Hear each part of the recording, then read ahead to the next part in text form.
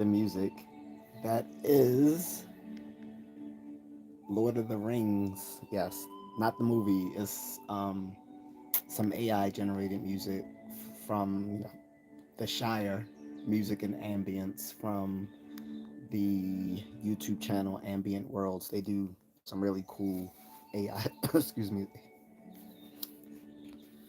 excuse me, AI generated music. Let me get some water and turn this down before I get copyright claimed by them. Just wanted to give a taste of that. I'm gonna keep it on, just turn it down so I don't get copyrighted for it. Can't afford those ducats. So I don't know how many people saw the title for this live stream, but I'm gonna do a second part. I'm gonna do another part to what I did last time.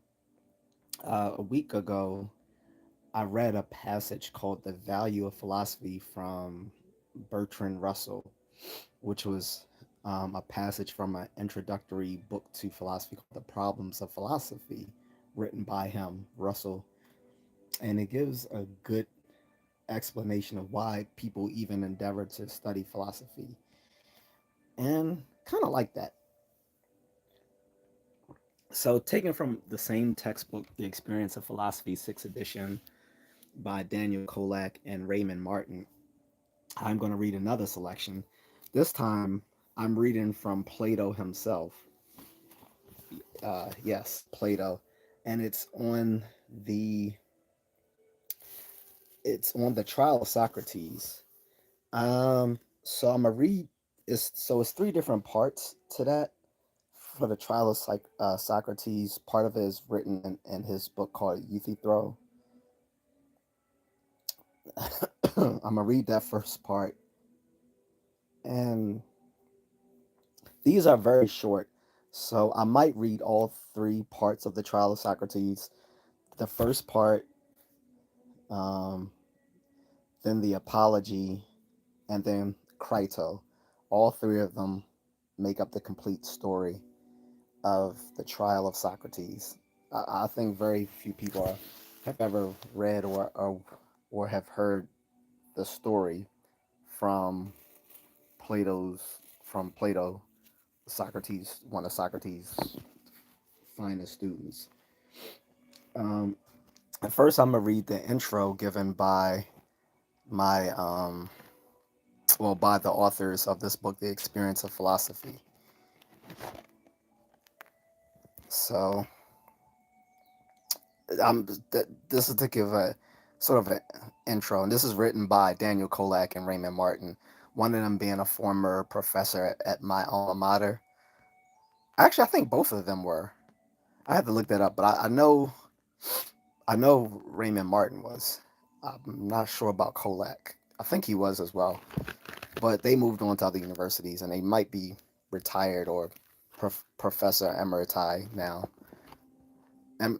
Professor emeritus means like they they still have their tenure, but they're retired, I guess, so they can still come back and teach when they want, whatever. So I'm going to read the intro they give to Plato, and this is at the very beginning of the book, whereas the ironically the passage I read to you guys last time on the value of philosophy was at the very end of this textbook, which in itself is a intro to philosophy. So the value of philosophy by Bertrand Russell I read last week is the very end of the book. Um, so this is the very beginning of the book. So I guess that's kind of fitting. We're just moving backwards here. So here we go. So first I'm gonna intro what this is about. So Plato was born in Athens about 427 BC to a prominent aristocratic family around 387 BC. He founded the first university, which he named after a hero called Academus. It lasted more than 1,000 years. Plato wrote philosophy, poetry, and drama, worked as a politician, and was a champion wrestler. So let me just stop this for a second. First of all, it is quite known that many philosophers came from an upper class background because usually they're the only ones who had the time and leisure to study philosophy. So that's pretty common. Also, yes, he for people who don't know, Plato founded the very first university. Um, and the word academia, which is what he called his university, comes from a Greek hero named Academus. And his, you talk about long-standing universities, it lasted 1,000 years. Um, and again, as I've mentioned to a lot of people, a lot of people who are intellectually gifted tend to also be very athletic. He was a champion wrestler. I also mentioned in passing last week that Abraham Lincoln did was did American folk style wrestling and even invented a move done in wrestling today. I can't remember which move. It wasn't a body slam, but I think he either invented a suplex or something like that. But um, Plato was a polymath. Like he wrote philosophy, poetry, drama, worked as a politician, champion wrestler, and I mean, there are people like who have said that philosophy, all of Western philosophy is just a footnote to Plato because he's pretty much written on everything that they talk about in philosophy today, either directly or indirectly. Not to mention, most of Western society is based on like the stuff that Socrates, Plato, and Aristotle did. We owe most of Western society to these guys, for better or for worse. So I just wanted to stop and say that first. Then I'm gonna continue. Uh, so he is one of the most influential persons in history. One prominent 20th century philosopher has called all Western philosophy merely, quote, a series of footnotes to Plato, unquote. Plato lived to be 80. Excuse me. Let me get some water.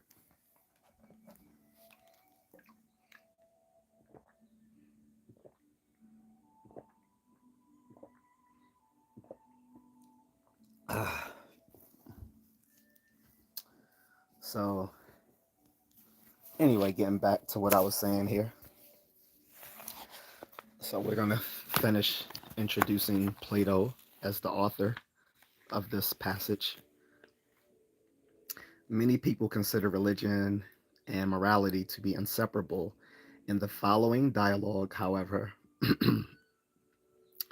Plato severed ethics from theology more than 2,000 years ago. Okay. Let me turn this light off too. It's going to get a bit irritating to me. Uh, there we go. All right. Good. Um, with So Plato severed ethics from theology with one penetrating question: is an act right because God approves of it, or does God approve of it because it is right? Concerning this question, the philosopher Antony Flew, by the way, guys, Antony Flew is the author of the book that I told you guys I would recommend if you want to learn like just basic critical thinking skills. It's called How to Think Straight. Antony Flew is the philosopher who wrote that. Ironically enough, he was an atheist and became a theist. A person started believing in God because he thought he found a good argument for it. So, um, philosophers are more concerned about the reasoning behind the claim than the claim itself. So, anyway, so concerning this question, the philosopher Antony Flew has remarked that one good test of a person's aptitude for philosophy is to discover whether he can grasp its force and point. Socrates is here on his way to his famous trial. He runs into Euthyphro, who tries to base morality on religious principles. Pay close attention to the method of cross examination. Socrates uses. It's a perfect example of the so-called Socratic method. So this is the first part. Uh, this selection from the trial of Socrates is called Euthyphro, which is the character that Socrates runs into. I don't know if this was a real person or Plato invented him for the purposes of Socrates giving this lesson. And it's often actually an open question amongst classical scholars whether a lot of the stuff that Plato wrote about Socrates was true or fictional. The common understanding is most of the earliest stuff that he wrote about Socrates was historical, like these things more or less happened, and the latter stuff that he wrote about Socrates was more fictional, and he was using Socrates as a character to voice his own philosophical views, his own Platonic views. But again, that is an open question, so just bear that in mind that this may or may not be historical, but besides that, it still imparts some good philosophical insights. So I'm gonna start with this. All right. So Euthyphro starts with, "But what is the charge which he, Meletus, brings against you?" Socrates answers, "What is the charge? Well, rather a grand one, which implies a degree of discernment far from contemptible in a young man. He says he knows how the youth are corrupted and who are their corruptors. I fancy that he must be a wise man, and seeing that I am the reverse of a wise man, he has found me out and is going to accuse me of corrupting his generation. And of this our mother, the state, is to be the judge. Of all our political men, he is the one who seems to me to begin in the right way with the cultivation of virtue and youth. Like a good husbandman, he makes the young, shoots his first care, and clears away us from whom he accuses of destroying them. This is only the first step. Afterwards, he will assuredly attend to the elder branches, and if he goes on as he begun, he will be a very great public benefactor. Euthyphro says, "I hope that he may, but I rather fear, Socrates, that the opposite will turn out to be the truth. My opinion is that in attacking you, he is simply aiming a blow at the heart of the state. But in what way does he say that you corrupt the young?" Socrates replies, in the curious way which at the first hearing excites surprise. He says that I am a maker of gods, and that I invent new gods and deny the existence of the old ones. This is the ground of his indictment.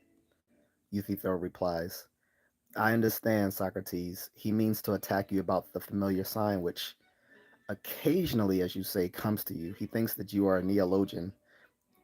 Neologian meaning you're making up stuff. That's what he said. You're making up shit. And he is going to have you up before the court for this. He knows that such a charge is readily received by the world, as I myself know too well. For when I speak in the assembly about divine things and foretell the future to them, they laugh at me and think me a madman. Yet every word that I say is true, but they are jealous of us all, and we must be brave and go at them. Socrates replies, their laughter, friend Euthyphro, is not a matter of much consequence. For a man may be thought clever, but the Athenians, I suspect, do not much trouble themselves about him until he begins to impart his wisdom to others. And then, for some reason or other, perhaps as you say from jealousy, they are angry. Um, Euthyphro says, well, I have no great wish to try their temper towards me in this way. Socrates, well, no doubt they think you are reserved in your behavior and unwilling to impart your wisdom, but I have a benevolent habit of pouring out myself to everybody and would even pay for a listener, and I am afraid that the Athenians may think me too talkative. Now, if, as I was saying, they will only laugh at me, as you say that they laugh at you, the time might pass gaily enough with jokes and merriment in the court, but perhaps they may be in earnest, and then what the end will be, you soothsayers only can predict. Euthyphro replies, I dare say the affair will end in nothing, Socrates, and that you will win your cause, and I think that I shall win my own. Socrates replies, and what is your suit, Euthyphro? Are you the pursuer or the defendant? Uh, Euthyphro replies, I am the pursuer. Socrates, of whom? Euthyphro says, well, when I tell you, you will perceive another reason why I am thought mad. Socrates, why? Has the fugitive wings? Euthyphro says, nay, he is not very volatile at his time of life. When he says, does the fugitive, has the fugitive wings, meaning like, is he, I mean, why are you trying to pursue this guy? Is this just some guy who's going to run away? At first I thought he meant, are you trying to go after like an angel or something like that? Something like a mystical being.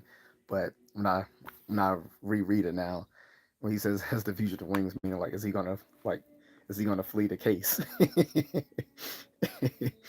Get low. so so he said, well, Socrates says, who is he? And Euthyphro says, my father. Socrates says, my dear sir, your own father? Euthyphro says, yes. Socrates says, and of what is he accused?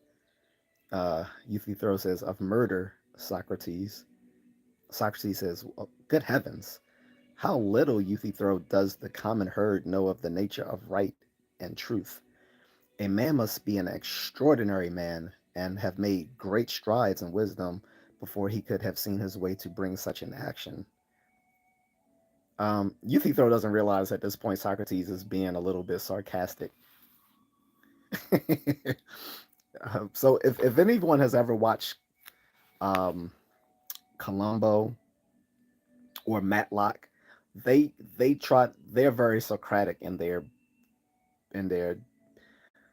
behavioral dispositions towards people. So if you ever watch, yeah, and you're probably old if you know those references, but if you ever watch Matlock or Columbo or it was another detective show before those. But if you ever seen any of those, they kind of use a Socratic style of talking to people. So most people know the Socratic style of thinking from his cross examination. But another part of Socratic method is not just the cross examination; it's the part where he sort of acts dumb and he's being low key sarcastic, but the other person being either arrogant or stupid doesn't pick up on it until Socrates gets them to where he wants them. So at this point, Socrates is like, this dude is like pursuing his own, is ready to pursue his own father for the charge of murder, and because the guy seems so self sure of himself, Socrates is now going into his characteristic cross examination, but he's being like I said, a bit sarcastic in the way he's doing it, and he doesn't catch up on it. So anyway, Euthyphro replies, indeed, Socrates, he must. So Socrates says, well, I suppose that the man whom your father murdered was one of your family. Clearly he was, for if he had been a stranger, you would never have thought of prosecuting him. So in other words, Socrates is saying, the only reason I can see you going after your own father for murder must be he must have actually like murdered someone you know, like a family member or something like that, because otherwise, why would you be pursuing your own father for the conviction of murder if it was a stranger, so you have no idea whether he actually did it or not, right? So anyway, Euthyphro replies, I'm amused, Socrates, that you're making a distinction between one who is a member of the family and one who is not, for surely the pollution is the same in either case. If you knowingly associate with the murder when you ought to clear yourself and him by proceeding against him, the real question is whether the murdered man has been justly slain, If justly, then your duty is to let the matter alone. But if unjustly, then proceed against the murderer.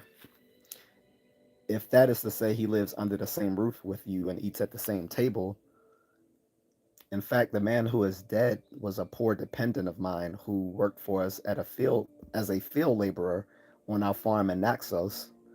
And one day, in a fit of drunken passion, he got into a quarrel with one of our domestic servants and slew him. My father bound him hand and foot and threw him into a ditch, and then sent to Athens to ask an expositor of religious law what he should do with him. Uh, Meanwhile, he never attended to him and took no care about him, for he regarded him as a murderer and thought that no great harm would be done even if he did die. Now, this was just what happened, for such was the effect of cold and hunger and chains upon him that before the messenger returned from the expositor, he was dead. And my father and family are angry with me for taking the part of the murderer and prosecuting my father. They say that he did not kill him, and that if he did not, the dead man was but a murderer, and I ought not to take any notice, for that son is impious who prosecutes a father for murder, which shows, Socrates, how little they know what the God thinks about piety and impiety. So when he's saying piety, he means as far as what is holy or considered just by the gods. Okay. So Socrates replies, "Good heavens, Euthyphro, and is your knowledge of religion and of things pious and impious so very exact that, supposing the circumstances to be as you state them, you are not afraid lest you too may be doing an impious thing and bringing an action upon you against your father?" Euthyphro replies, "The best of Euthyphro, that which distinguished him, Socrates, from the common herd, is his exact knowledge of all such matters. What should I be good for without it?" So, again, Socrates is being characteristically Socrates. The funny thing is, people don't realize what he's doing until what he's doing, and then once they realize what he's doing, they consider him exceedingly annoying. So again, sort of like Columbo or Matlock. Um, he's basically like, oh, so you know so much about the law that you know that for certain that your father is guilty of such a thing, and the guy's being arrogant. He's like, of course I do. I wouldn't do it if I didn't. So this is where it gets juicy. Uh, Socrates says, "Rare friend, I think that I cannot do better than to be your disciple, and therefore I adjure you to tell me the nature of piety and impiety, which you said that you know so well, and their bearing on murder and generally on offenses against the gods. Is not piety in every action always the same? And impiety, again, is it not always the opposite of piety? And also the same with itself having as impiety one notion or form which includes whatever is impious?" Euthyphro replies, "To be sure, Socrates." Socrates says, "And what is piety? And what is impiety?" In other words, so what is holy? What is unholy? Or we might say, what is morally just? What is unmorally just? What is morally unjust? Like, that's what we might be asking. Okay. Euthyphro replies, "Piety is doing as I am doing, that is to say, prosecuting anyone who is guilty of murder, sacrilege, or of any similar crime, whether he be your father or mother or whoever he may be, that makes no difference. And not to prosecute them is impiety. And please to consider, Socrates, what a notable proof I will give you that this is the law, a proof of which I have already given to others. Of the principle, I mean that the impious, whoever he may be, ought not to go unpunished. For do not men acknowledge Zeus as the best and most righteous of the gods? And yet they admit that he bound his father Kronos. For you guys don't know, in the Greek pantheon, Zeus is the king of the gods, but he the the the uh, the gods of of Mount Olympus weren't the first pantheon of gods. There was first before them there were the other gods, the Titans, Kronos being of them, and before them there was and before them there were the deities that were like the embodiments of nature. And it seems each pantheon, the gods that came after were more powerful because instead of being the embodiments of nature, they controlled those very forces of nature. So anyway, and Kronos was sort of like synonymous with the nature of time itself. Anyway,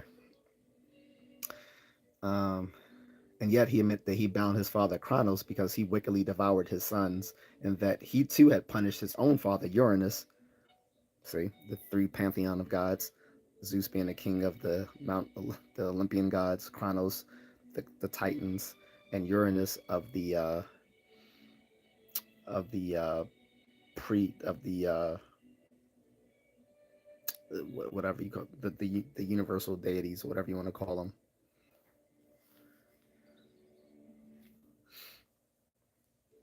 Um, and that he too had punished his own father Uranus for a similar reason in a nameless manner. And yet, when I proceed against my father, they are angry with me. So inconsistent are they in their way of talking when the gods are concerned and when I am concerned. Socrates replies, "May not this be the reason, Euthyphro, why I am charged with impiety, that I cannot accept these stories about the gods?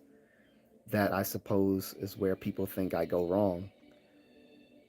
But as you, who are well informed about them, approve of them, I cannot do better than assent to your superior wisdom." What else can I say, confessing as I do that I know nothing about them? Tell me, for the love of Zeus, whether you really believe that they are true. So Socrates is here admitting that he doesn't believe the common stories about the the about the Olympian gods, and this is one of the reasons people criticize him. They're basically saying, you're you're a heretic, that you're teaching you're teaching the youth that the Olympic gods aren't the real gods, and instead teaching them your own version of what the gods are. So this is why people are mad at Socrates, and he's rather annoying because he keeps going up to very powerful people and challenging their beliefs, like this guy here. This is what got him in trouble. It wasn't just that he was so-called corrupting the youth of Athens, which is a way of saying he was being a heretic and teaching them a bunch of bullshit. But they were also mad that he was challenging very powerful people and calling them out on their bullshit. Um, so this becomes a common theme in the Platonic writings about Socrates. So Euthyphro replies, "Yes, Socrates, and things more wonderful still, of which the world is in ignorance." Again, Euthyphro is not realizing that Socrates is being being quite sarcastic in how he's talking to him. He doesn't pick up on this.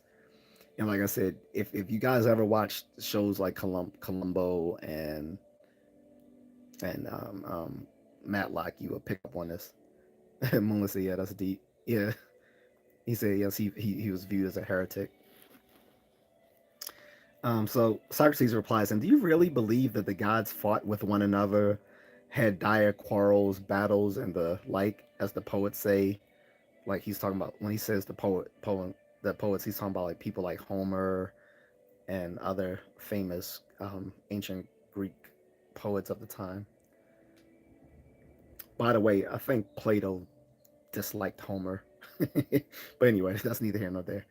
Um, he says the poets say, and as you see represented in the works of great artists, the temples are full of them, and notably the robe of Athene, which is carried up to the Acropolis at the great Panathenea, is embroidered with them throughout.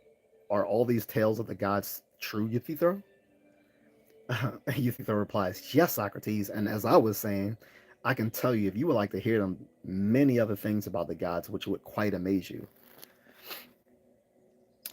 Socrates says, I dare say, and you should tell me them at some other time when I have leisure, but just at present, I would rather hear from you a more precise answer, which you have not as yet given.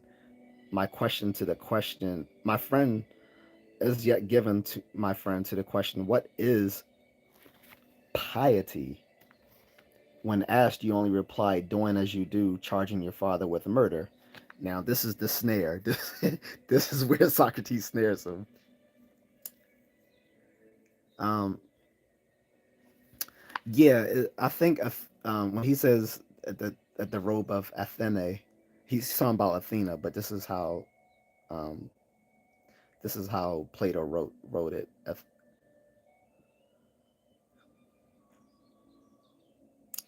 Because I think I'm not sure of this because I don't remember this from my class, but when he says the robe of Athena, I think that was like an actual artifact.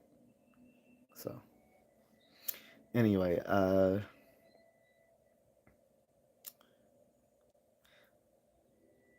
Euthyphro replies, and what I said was true, Socrates. Socrates replies, no doubt, Euthyphro, but you would admit that there are many other pious acts. Euthyphro says, yeah, there are. Socrates replies, remember that I did not ask you to give me 2 or 3 examples of piety, but to explain the general form which makes all pious things to be pious. Do you not recollect saying that one and the same form made the impious impious and the pious pious?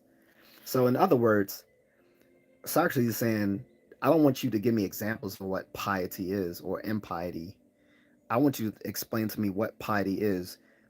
That is, he's asking for an analysis. This this is what becomes the the the foundation of analytic philosophy. Getting when when when philosophers want to do a philosophical analysis, they're trying to get at the essence of something. What is the essence of things? In other words, uh, what constitutes something being that very thing just just by virtue of X, Y, or Z? Okay, and this can be like considered, either conceptual analysis or logical analysis, but these conceptual analyses or linguistic analyses are looking at to get at the essence of things. What is it about X? What constitutes something being X by virtue of Y or Z? Or, so this is what this is what Socrates is asking. He said, "Don't give me an example of what you think is morally just. Tell me what is the very thing which is morally just. Like define that for me." That's what he's asking this guy.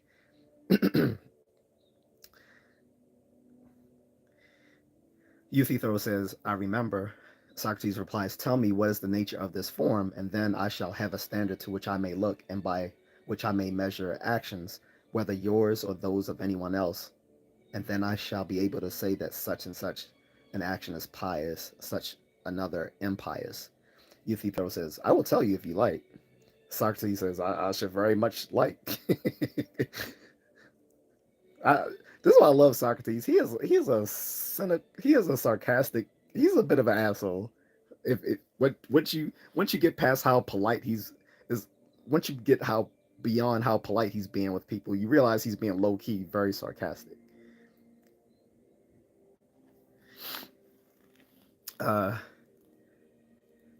so Euthyphro replies, piety then is that which is dear to the gods, and impiety is that which is not dear to them. Socrates says, very good, Euthyphro. You have now given me the sort of answer which I wanted. But whether what you say is true or not, I cannot as yet tell, although I make no doubt that you will go on to prove the truth of your words. Euthyphro says, of course. I'm sorry. It's just it's just funny. Socrates says, come then, and let us examine what we are saying. that thing or person which is dear to the gods is pious, and that thing or person which is hateful to the gods is impious. These two being the extreme opposites of one another. Was not that said? Euthyphro says it was. Socrates goes on, and further Euthyphro, the gods were admitted to have enmities and hatreds and differences. Euthyphro says, yes, that was also said. Socrates replies, and what sort of difference creates enmity and anger? Suppose, for example, that you and I, my good friend, differ on the question which of two groups of things is more numerous. Do differences of this sort make us enemies and set us at variance with one another? Do we not proceed at once to counting and put an end to them? Euthyphro says, true. Socrates replies, or suppose that we differ about magnitudes. Do we not quickly end the difference by measuring? Euthyphro says, very true. Socrates goes on to say, and we end a controversy about heavy and light by resorting to a weighing machine. Euthyphro says, to be sure. Socrates says, but what are the matters about which differences arise that cannot be thus decided, and therefore make us angry and set us at enmity with one another? I dare say the answer does not occur to you at the moment, and therefore I will suggest that these enmities arise when the matters of difference are the just and unjust, good and evil, honorable and dishonorable. Are not these the subjects about which men differ, and about which, when we are unable satisfactorily to decide our differences, you and I and all of us quarrel when we do not quarrel when we do quarrel? Euthyphro says, yes, Socrates, the nature of the differences about which we quarrel is such as you describe. Socrates says, and the quarrels of the gods, noble Euthyphro, when they occur, are they of a like nature? Euthyphro says, certainly they are. So Socrates says, they have differences of opinion, as you say, about good and evil, just and unjust, honorable and dishonorable. There would be no quarrels among them if they were not such differences, would there now? Euthyphro says, well, you are quite right. Socrates replies, does not each party of them love that which they deem noble and just and good, and hate the opposite? Then the same things are hated by the gods and loved by the gods, and are both hateful and dear to them? Euthyphro says it appears so. Socrates replies, and upon this view, the same things, Euthyphro, will be pious and also impious. Euthyphro says, so I should suppose? He it's starting to sink into him. Socrates says, then my friend, I remark with surprise that you have not answered the question which I asked. For I certainly did not ask you to tell me what action is both pious and impious. But now it would seem that what is loved by the gods is also hated by them, and therefore, Euthyphro, in thus chastising your father, you may very likely be doing what is agreeable to Zeus, but disagreeable to Cronos or Uranus, and what is acceptable to Hephaestus, but unacceptable to Hera, and there may be other gods who have similar differences of opinion. Meaning, so since we have many different gods in the Greek pantheon, what some like, some dislike. So, how would you say something is pious that is loved by the gods when the gods disagree on what is pious and what is impious? Some things they like, some things they dis. What makes Zeus happy getting some pussy all over Athens and all over the ancient world would piss off Hera. Okay, what might make Hera good is making sure all these women are unavailable to Zeus. Would make Zeus pretty unhappy. So I know that sounds crude, but this is one of the reasons why Socrates thinks the stories of the Olympian gods is kind of ludicrous. He finds them just as basically he finds them just as petty as people. Like, how are they more how are they divine when they are just as petty as people?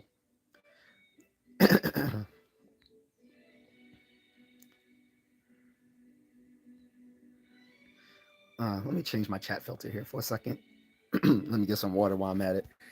Mona says it reminds me so much of the god of war Kratos, taking out all the Greek gods.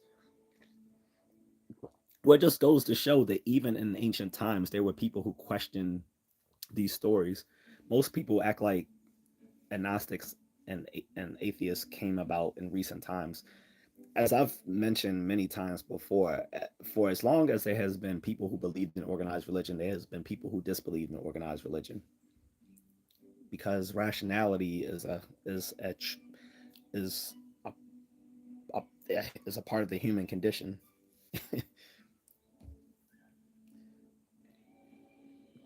So there were always clever people who was like, this sounds like bullshit, and this kind of feeds into the trial of Socrates. Why he's going on trial? Like why people hate him. So bear with me.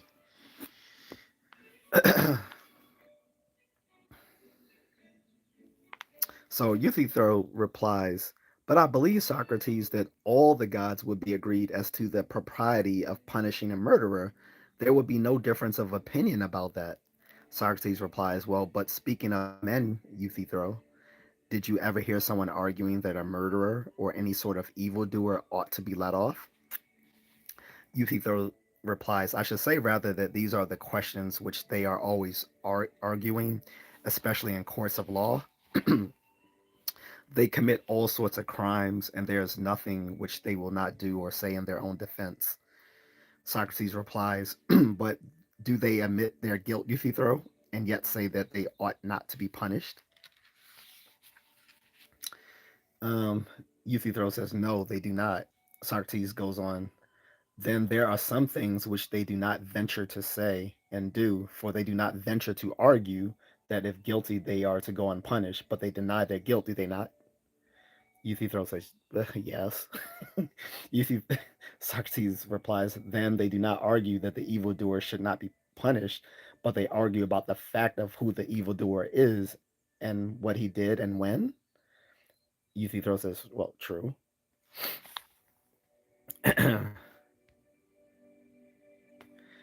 um, so Socrates replies, and the gods are in the same case if, as you assert, they quarrel about just and unjust, and some of them say while others deny that injustice is done among them. For surely neither God nor man will ever venture to say that the doer of injustice is not to be punished. Euthyphro says, that is true, Socrates, in the main. Socrates replies, but they join issue about the particulars, gods and men alike. If indeed the gods dispute at all, they differ about some act which is called in question, and which by some is affirmed to be just, by others to be unjust. Is that not true? Euthyphro says, quite true.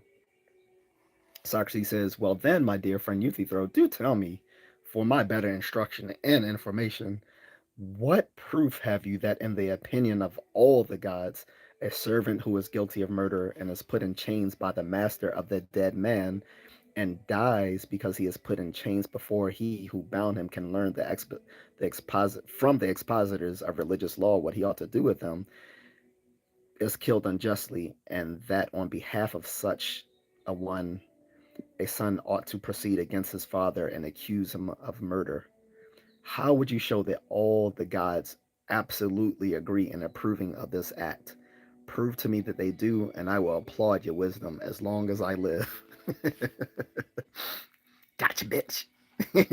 So that's not even a coup d'etat.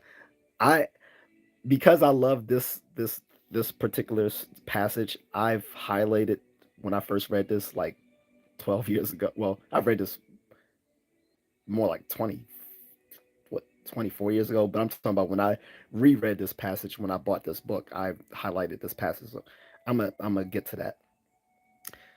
But as you can see, this is the Socratic method of questioning for people who are ever curious. This is Socrates at his prime prime time. So Euthyphro replies, no doubt it will be a difficult task, though I could make the matter very clear indeed to you. Socrates replies, I understand. You mean to say that I am not so quick of apprehension as the judges? For to them you will be sure to prove that the act is unjust and hateful to all the gods. Euthyphro says, yes, indeed, Socrates, at least if they will listen to me. Socrates replies, but they will be sure to listen if they find that you are a good speaker. There was a notion that came into my mind while you were speaking. I said to myself, the gods regarded the death of the serf meaning servant, the serf as unjust. How do I know anything more of the nature of piety and impiety? For granting that this action may be hateful to the gods, still piety and impiety are not adequately defined by these distinctions. For that is which is hateful to the gods has been shown to be also dear to them. And therefore, Euthyphro, I do not ask you to prove this. I will suppose, if you like, that all the gods condemn and and abominate such an action. But I will amend the definition so far as to say that what all the gods hate is impious, and what they love pious or holy, and what some of them love and others hate is both or neither. Shall this be our definition of piety and impiety? Euthyphro says, why not, Socrates? Socrates replies, why not? Certainly, as far as I am concerned, Euthyphro, there is no reason why not. But whether this premise will greatly assist you in the task of instructing me as you promised is a matter for you to consider. Euthyphro says, yes, I should say that what all the gods love is pious and holy, and the opposite which they all hate impious. Socrates replies, ought we to inquire into the truth of this, Euthyphro, or simply to accept it on our own authority and that of others, echoing mere assertions? What do you say? So he's gotten Euthyphro back into his snare where he's getting him confident to play himself again. He could have let him go the first time, but he was like, "Nah, I'm." Socrates was like, "Nah, I'll let him cook." He could have let him go the first time when he caught him in inconsistency, but he's he's he he wants to drive it home, and this is what really pissed people off about Socrates. Um,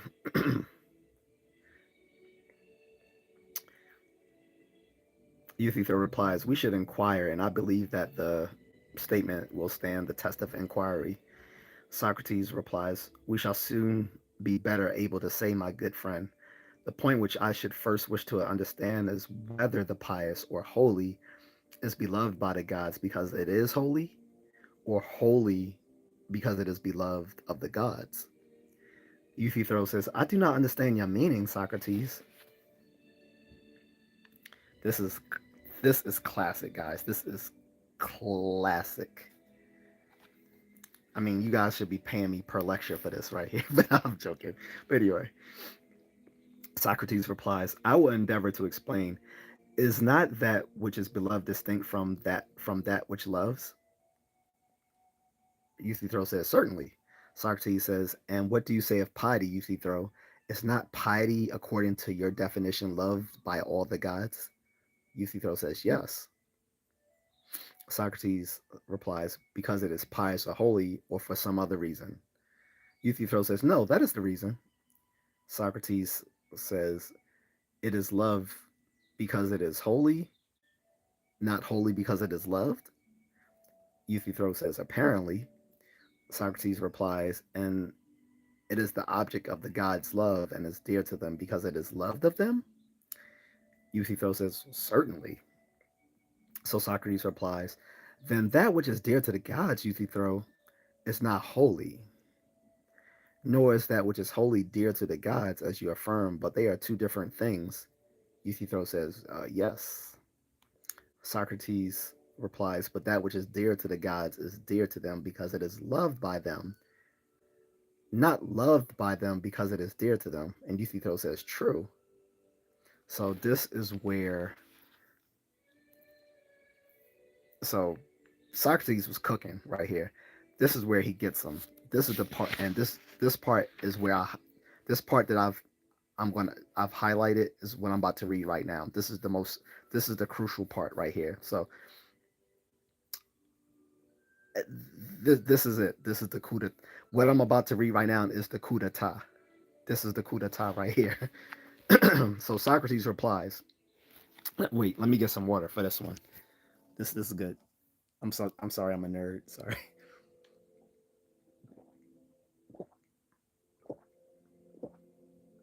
All right. So this is the coup d'etat right here, guys.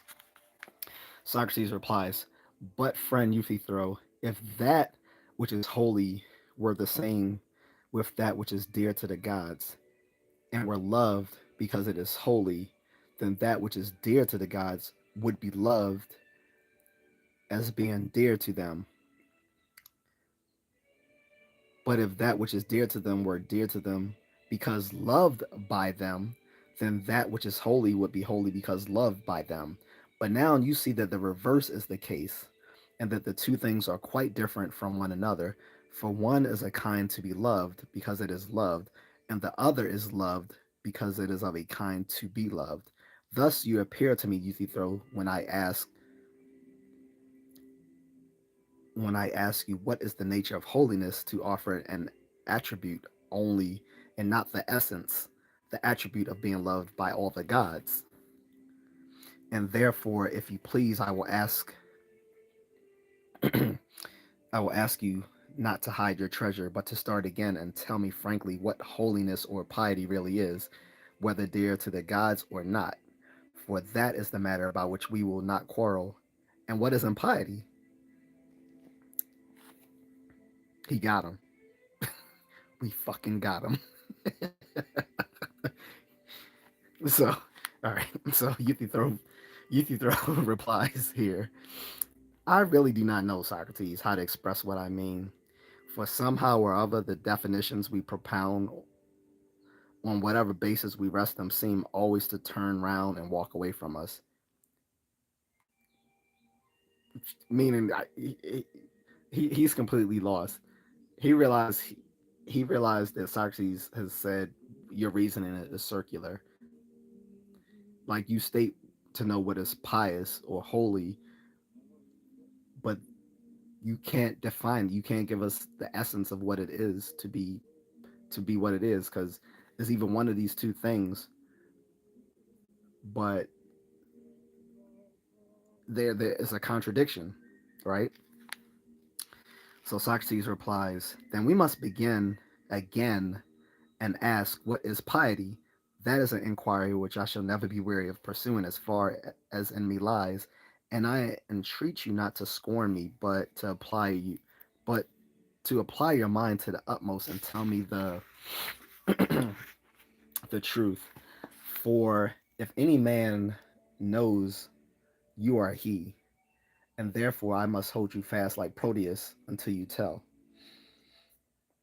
If you had not certainly known the nature of piety and impiety, I am confident that you would never, on behalf of a serf, have charged your aged father with murder.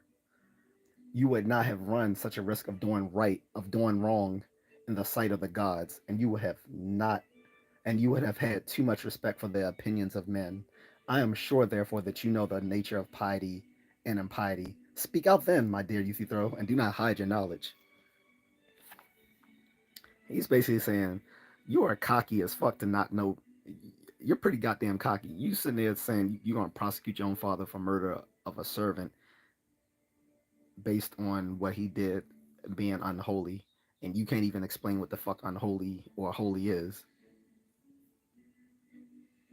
But you're so sure that you will send your own father to, to prosecute him to, to be dealt with. And we know back in that day what would happen to someone accused of unaliving someone, right?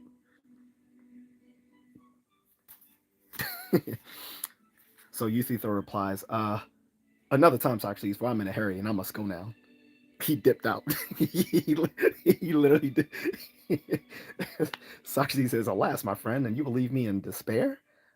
I was hoping that you would instruct me in the nature of piety and impiety, and then I might have cleared myself of Miletus and his indictment.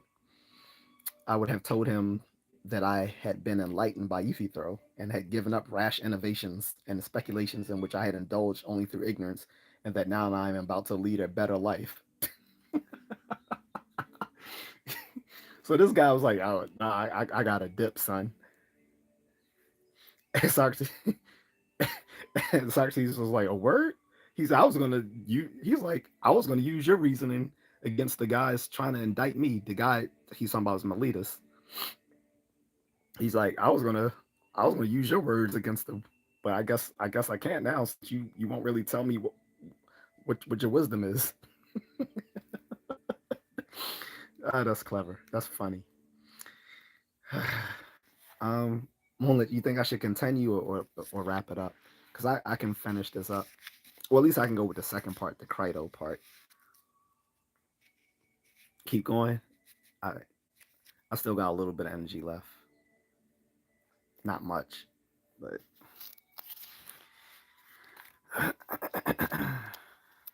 um, but so just to give more clarity on that, what Socrates is questioning is called the divine command theory. Most most religious morality is based on the ethical theory called the divine command theory.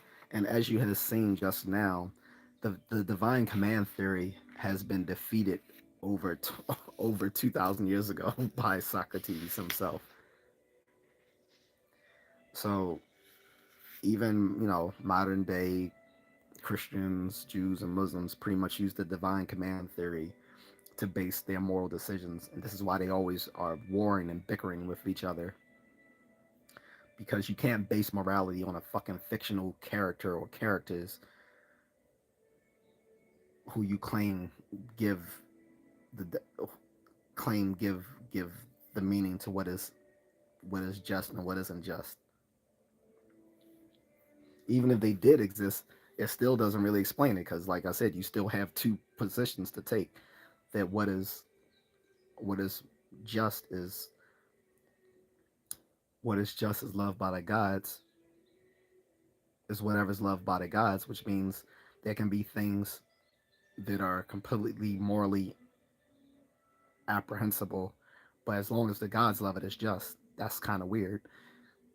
On the other hand, there could be something that stands out there in the platonic sense of what is just that the gods then love, which means you don't actually need the gods to apprehend what is the just. You need more some sort of mystical rational insight into what is the just then. Either way, the divine command theory doesn't work, and Socrates just showed this back over 2,000 years ago. Anyway, so I'm gonna read this next one. I'm probably gonna call it a day. Uh, this is from the Apology. So let me give a background to this. So, and this is written again by the authors from the Experience of Philosophy. In 399 BC, when Socrates was about 70, his fellow Athenians put him on trial for corrupting the youth of Athens and for raising doubts in people's minds about the accepted gods. This happened in the aftermath of a long war against Sparta that had raged for most of Plato's life. It was a time when the aristocracy was vying with the democratic masses for control of the state. In what follows, Plato recounts Socrates' irreverent response to the charges against him. Bear in mind that Socrates wasn't just a philosopher, um, he was also a military hero who fought in those very wars against Sparta. He was an Athenian war hero, a decorated war hero, who had been in multiple battles against Sparta during the Peloponnesian Wars.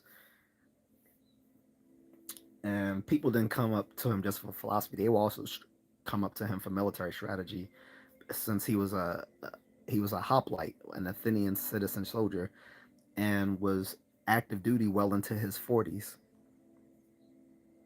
So bear in mind this, and the fact because of his status as a military hero, no one really wanted this trial. No one really wanted to see him see him put in prison or anything like that. They just wanted him to shut up about his his his own beliefs about the world and the gods, and stop teaching this to kids because they wanted the kids to accept the Athenian dogma on religion. That's what pissed a lot of people off. And again, the fact that he would go up to very powerful people and call them out on being a bunch of bullshitters. So anyway, so these are the characters: Socrates and Meletus, and this is from the scene, the Court of Justice. All right, so I'm gonna read this, and I'm probably call it a night. And again, this is reprinted from the Dialogues of Plato, translated by Benjamin Jowett, third edition. Okay.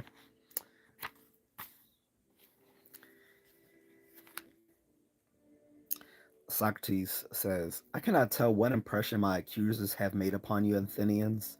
For my own part, I know that they nearly made me forget who I was.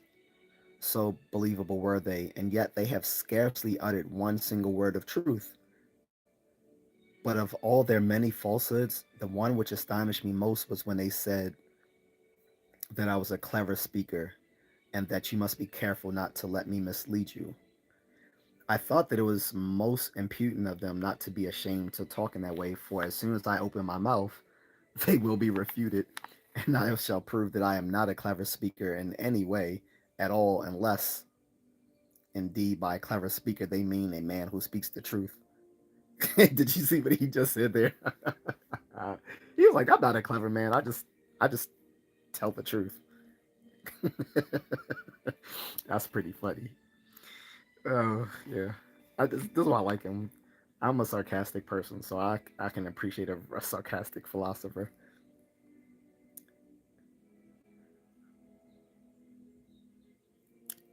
Um, if that is their meaning, I agree with them that I am a much greater orator than they. My accusers, then I repeat, have said little or nothing that is true, but from me you shall hear the whole truth. Certainly you will not hear an elaborate speech, Athenians dressed up like theirs with words and phrases. I will say to you what I have to say without preparation and in the words which come first, for I believe that my cause is just. Hey, Catherine. So let none of you expect anything else. Indeed, my friends, it will hardly be seemly for me at my age to come before you like a young man with his specious phrases. But there is one thing, Athenians, which I do most earnestly beg and entreat of you. Do not be surprised and do not interrupt with shouts if in my defense I speak in the same way that I am accustomed to speak in the marketplace, at the tables of the money changers where many of you have heard me, and elsewhere. The truth is this: I am more than 70 years old.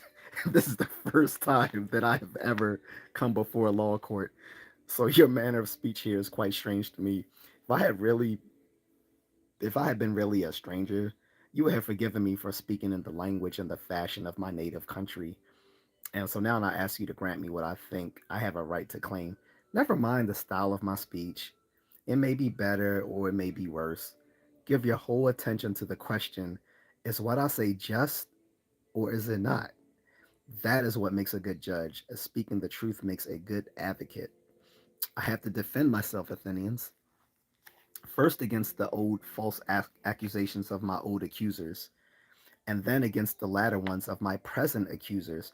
For many men have been accusing me to you, and for very many years, who have not uttered a word of truth, and I fear them more than I fear Anytus and his associates, formidable as they are.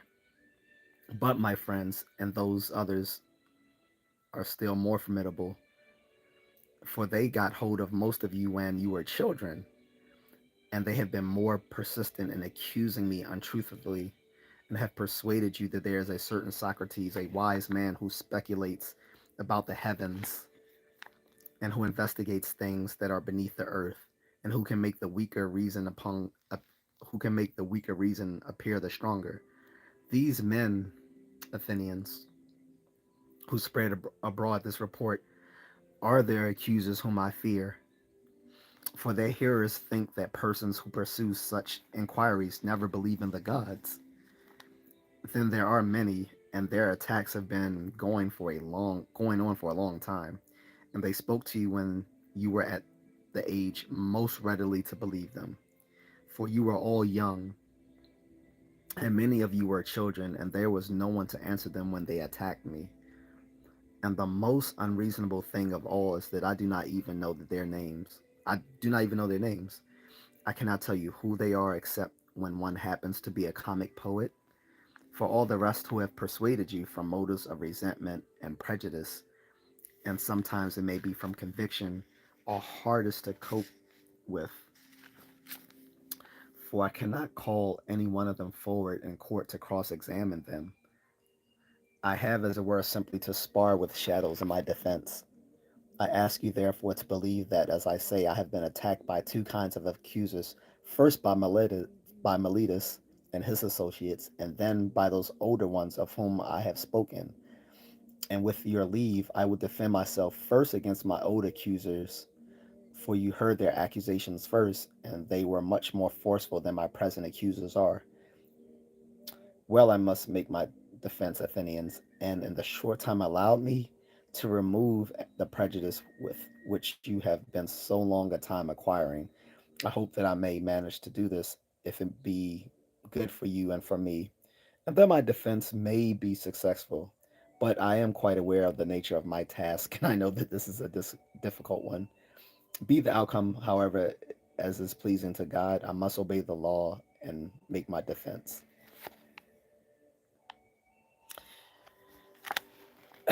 He said, let us begin from the beginning then and ask what is the accusation which has given rise to the prejudice against me, which was what Miletus relied on when he brought his indictment. What is the prejudice which my enemies have been spreading about me? I must assume that they are formally accusing me and read their indictment. It would run somewhat in this fashion: Socrates is a wrongdoer who meddles with inquiries into things beneath the earth and in the heavens, and who makes the weaker reason appear the stronger, and who teaches others these same things. That is what they say. And in the comedy of Aristophanes, the clouds, you yourselves saw a man called Socrates swinging around in a basket, saying that he walked on the air and prattling a great deal of nonsense about matters of which I understand nothing, either more or less. So Aristophanes did a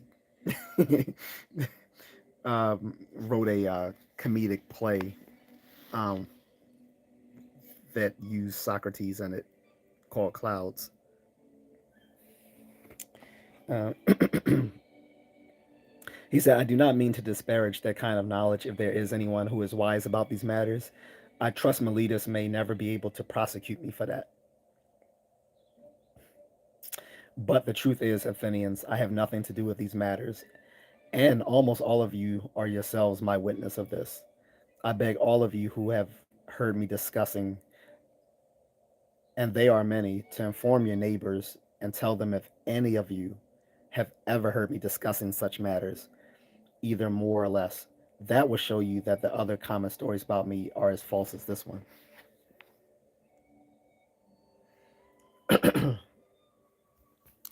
When he's saying God, like, um, that's how the translation is. So I'm not sure. I'm not sure about a transliteration which God he's referring to. He might be referring to God in the generic sense, but the editor gives it a capital G. So I don't know.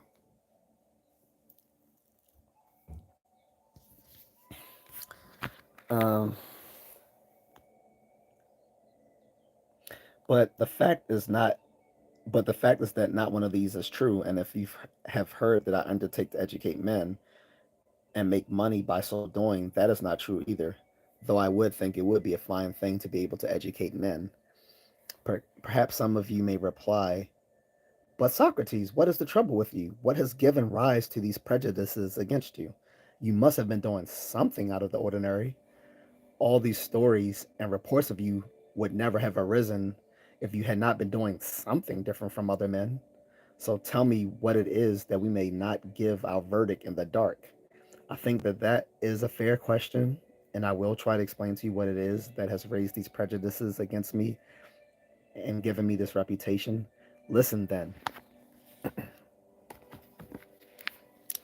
Some of you perhaps will think that I am joking, but I assure you that I will tell you the whole truth. I have gained this reputation, Athenians, simply by reason of a certain wisdom. But what? But by by what kind of wisdom? It is by just that wisdom which is perhaps human wisdom, in that it may be I am really wise. You remember, Caraphon,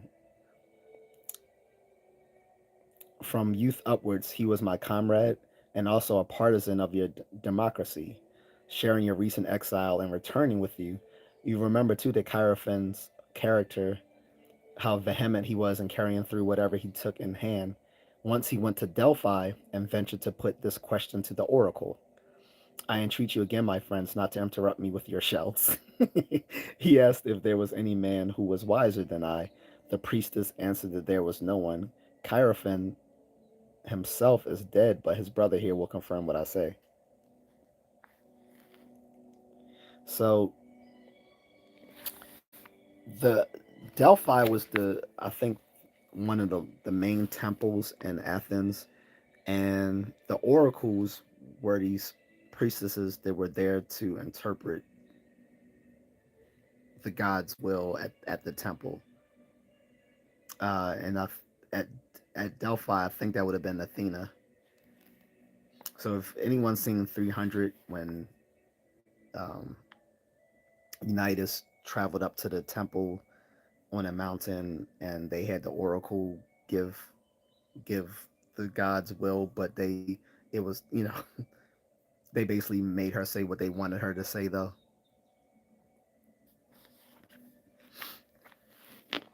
Um, where was I? He says, so now see why I tell you this. I am going to explain to you how the prejudice against me has arisen. When I heard of the oracle, I began to reflect. What can the god mean by this riddle? I know very well that I am not wise, even the smallest degree. Then what can he mean by saying that I am the wisest of men? So most of you are familiar with the whole um, I know that I know nothing, which is completely not what Socrates said. He would not have uttered such a patent contradiction. But this is what he actually did say. He didn't say that all I know is that I know nothing. This is what he said when he was referring to talking about people were saying he was the wisest man in Athens. And he was like, nah, not really. But if I am wise, this is why, and this passage is going to reveal that. I'll let it cook for you.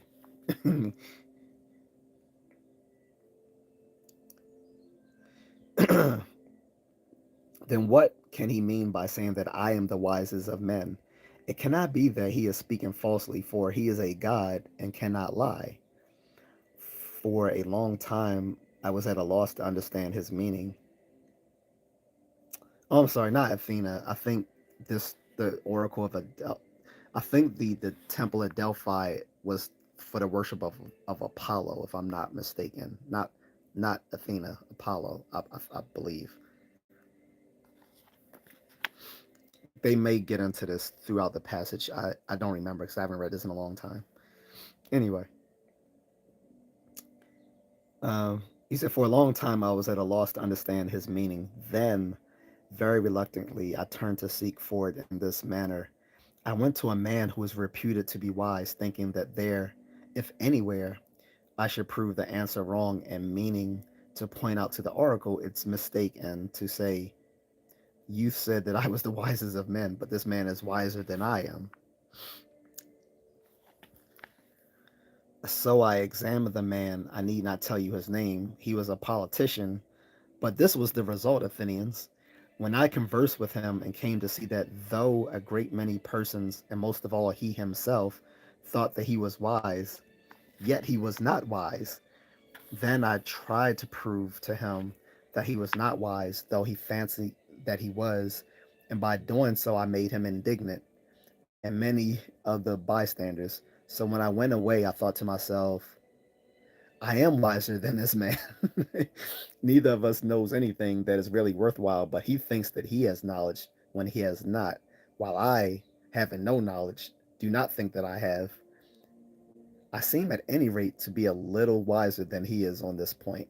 I do not think that I know. I do not think that I know what I do not know. Let me repeat that, guys. This is what this is what all these cliche buttons and T-shirts get wrong. He did not say all I know is that I know nothing. This is what he said, guys. I'm gonna repeat this. I seem at any rate to be a little wiser than he is on this point. I do not think that I know what I do not know. Next, I went to another man who was reputed to be still wiser than the last, with exactly the same result, and there again I made him and many other men indignant.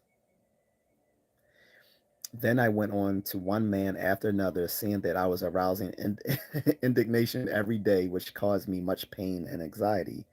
Still, I thought that I must set the God's command above everything. So I had to go to every man who seemed to possess any knowledge and investigate the meaning of the oracle. Athenians, I must tell you the truth. By the God, this was the result of the investigation which I made at the God's bidding. I found that the men whose reputation for wisdom stood highest were nearly the most lacking in it, while others who were looked down on as common people were much more intelligent. Now I must describe to you the wanderings which I undertook, Hera- like Heraclean labors, to prove the oracle irrefutable. After the politicians, I went to the poets, tragic, dithyrambic, and others, thinking that there I should find myself manifestly more ignorant than they. So I took up the poems on which I thought that they had spent most pains and asked them what they meant, hoping at the same time to learn something from them. I'm ashamed to tell you the truth, my friends, but I must say it. Almost any one of the bystanders could have talked about the works of these poets better than the poets themselves. So I soon found that it is not by wisdom that the poets create their works, but by a certain innate power and by inspiration, like soothsayers and prophets, who say many fine things, but who understand nothing of what they say. Damn, that's a burn. That's a burn.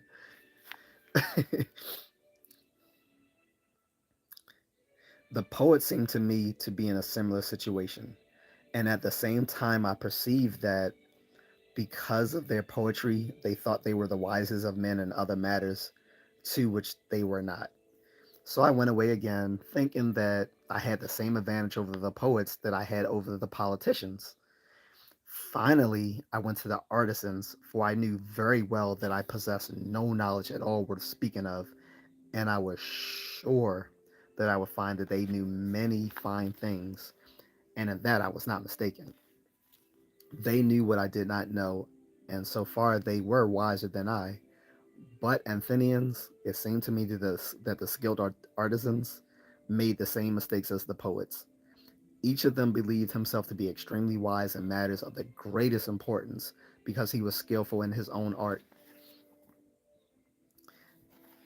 And this presumption of theirs obscured their real wisdom. So I asked myself, on behalf of the oracle, whether I would choose to remain as I was, without either their wisdom or their ignorance, or to possess both, as they did. And I answered to myself and to the oracle that it was better for me to remain as I was. From this examination, Athenians, has arisen much fierce and bitter indignation. And from this, a great many prejudices about me. And people say that I am a quote unquote wise man. For the bystanders always think that I am wise myself in any matter wherein I refute another. But my friends, I believe that the God is really wise, and that by this oracle he meant that human wisdom is worth little or nothing. I do not think that he meant that Socrates was wise. He only made use of my name and took me as an example, as though he would say to men, he among you is the wisest, who, like Socrates, knows that in truth his wisdom is worth nothing at all. Let me repeat that, guys. He he among you is the wisest, who, like Socrates, knows that in truth his wisdom is worth nothing at all. Therefore, I still go about testing and examining every man whom I think wise, whether he be a citizen or a stranger, as the God has commanded me. And whenever I find that he is not wise, I point out to him on the God's behalf that he is not wise.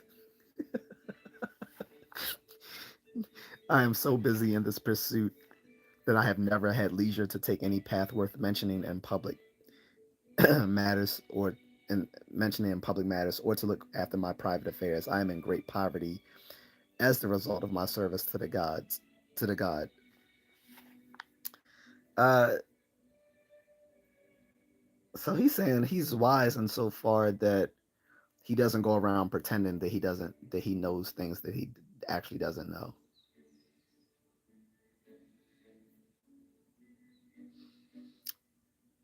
and that it's the pursuit of wisdom which is the important thing. This testing and examining of claims, this cross-examination or Socratic method, this is the pursuit itself which is worthwhile.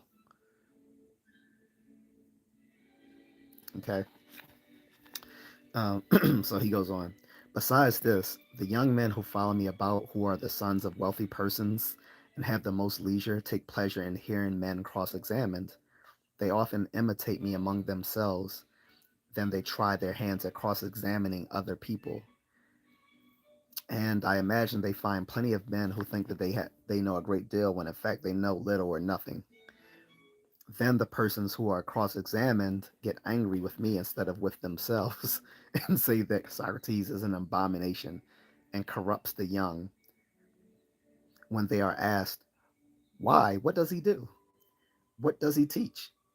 They do not know what to say, but not to seem at a loss, they repeat the stock charges against all philosophers and allege that he investigates things in the air and under the earth, and that he teaches people to disbelieve in the gods and to make the weaker reason appear the stronger. For I suppose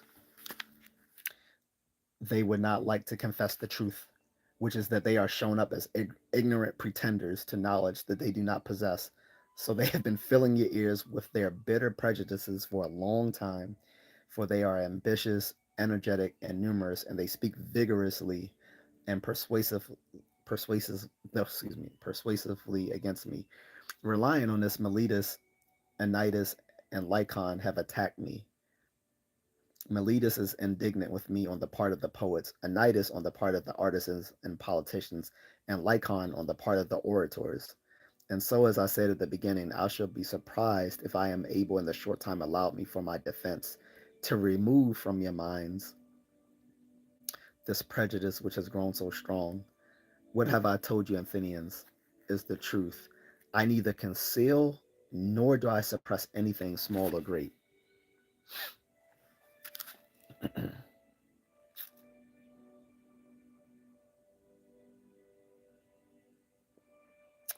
Yet I know that it is just this plainness of speech which rouses indignation, but that is only a proof that my words are true and that the prejudice against me and the causes of it are what I have said. And whether you look for them now or hereafter, you will find that they are so. What I have said must suffice as my defense against the charges of my first accusers. I will try next to defend myself against Meletus, that quote unquote good patriot, as he calls himself, and my later accusers. Let us assume that they are a new set of accusers and read their indictment as we did in the case of the others. It runs thus. He says that Socrates is a wrongdoer who corrupts their youth and does not believe in the gods whom the state believes in, but in other new divinities. Such is the accusation. Let us examine each point in it separately. Melita says that I do wrong by corrupting the youth. But I say, Athenians, that he is doing wrong, for he is playing a solemn joke by lightly bringing men to trial and pretending to have a zealous interest in matters to which he has never given a moment's thought. Now I will try to prove to you that it is so. Come here, Meletus. It is not a fact that you think it very important that the young should be as excellent as possible. Meletus replies, it is. Socrates replies, come then, tell the judges who it is who improves them. You care so much, you must know. You are accusing me and bringing me to trial because, as you say, you have discovered that I am the corrupter of the youth. Come now, reveal to the gentleman who improves them. You see, Meletus, you have nothing to say. You are silent, but don't you think this is shameful? Is not your silence a conclusive proof of what I say, that you have never cared? Come, tell us, my good sir, who makes the young better citizens?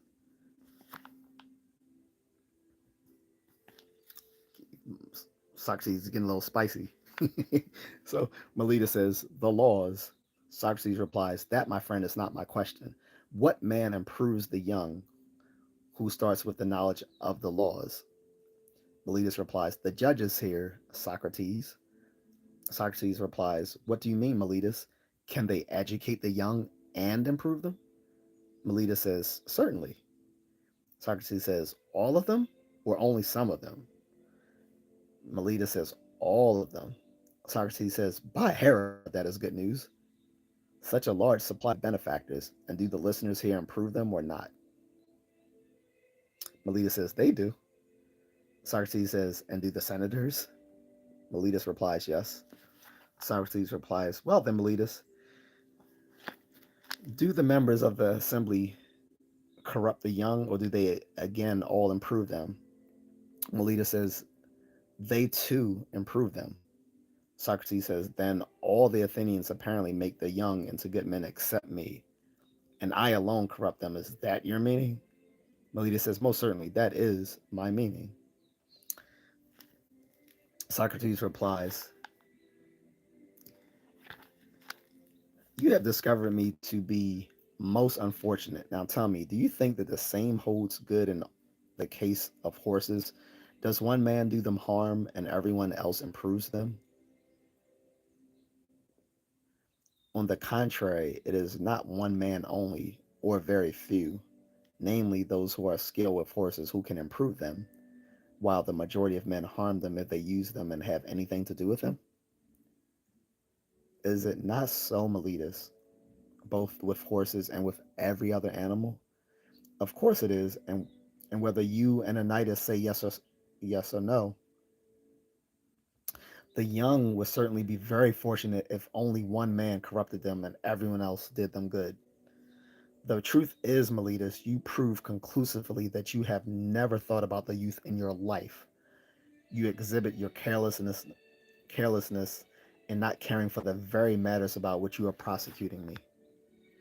Now, be so good as to tell us, Meletus, is it better to live among good citizens or bad ones? Answer my answer, my friend. I'm not asking you at all a difficult question. Do not do not the bad harm their associates and the good do them good? Melita says, yes. Socrates replies, is there any man who would rather be injured than benefited by his companions? Answer, my good sir, or you are obliged by the law to answer. Does anyone like to be injured? Melita says, certainly not.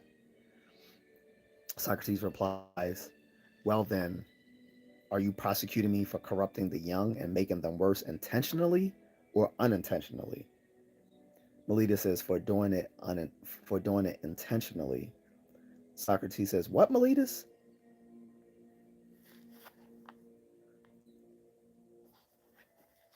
I think he wanted to say, "What, bitch?" Like that. He says, "What, Meletus? Do you mean to say that you, who are much younger than I, are yet so much wiser than I that you know that bad citizens always do evil and that good citizens do good to those with whom they come in contact, while I am so extraordinarily stupid as to not know that if I make any of my companions evil, he will probably injure me in some way? And as to commit this great evil, as you allege, intentionally, you will not make me believe that, nor anyone else either, I should think. Either I do not corrupt the young at all, or if I do so unintentionally, so that you are lying in either case. And if I corrupt them unintentionally, the law does not call upon you to prosecute me for an error which is unintentional, but to take me aside privately and reprove me and instruct me. For of course I shall cease from doing wrong involuntarily as soon as I know that I have been doing wrong. But you avoided associating with me and educating me. Instead, you bring me up before the court, where the laws sends persons not for instruction but for punishment. The truth is, Athenians, as I said, it is quite clear that Meletus has never cared at all about these matters. However, now tell us, Meletus, how do you say that I corrupt the young? Clearly, according to your indictment, by teaching them not to believe in the gods the state believes in, but other new divinities instead. You mean that I corrupt the young by that teaching, do you not? Meletus replies, "Yes, most certainly I mean that." Socrates says, "Then, in the name of these gods of whom we are speaking, explain yourself a little more clearly to me and to these gentlemen here. I cannot understand what you mean. Do you mean that I teach the young to believe in some gods, but not in the gods of the state? Do you accuse me of teaching them to believe in strange gods? If that is your meaning, I myself believe in some gods, and my crime is not that of absolute atheism." So he's saying, you're accusing me of making up gods and saying these are the gods you should be worshiping and not the Olympian gods. But he's like, I actually do believe in these gods. I'm not an atheist. He says I believe in some of them. He says, so I'm not an absolute atheist.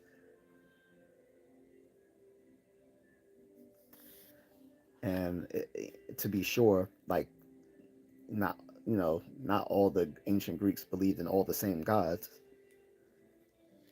Like, looking at it, from a historical point of view, we would think they believed in all these gods that we know about now, but of course they didn't, because a lot of stuff wasn't even written down. A lot of this was where based on where you lived, what gods you believed in, right? Even now. But you know, Athens had its own gods they worshiped. Sparta had their own. Thrace had their own, and so on and so on. Um, some individuals may have picked individual gods for which they look to for supplication and you know comfort or strength or whatever they needed. So if you're if you're a sailor or a fisherman, if you live close, if you live you know off the water, you probably believe in Poseidon. you know if you were if you were something of a artisan or something, maybe believed in people like Hephaestus and others. Anyway, I think you guys get the drift. Let me get back to this.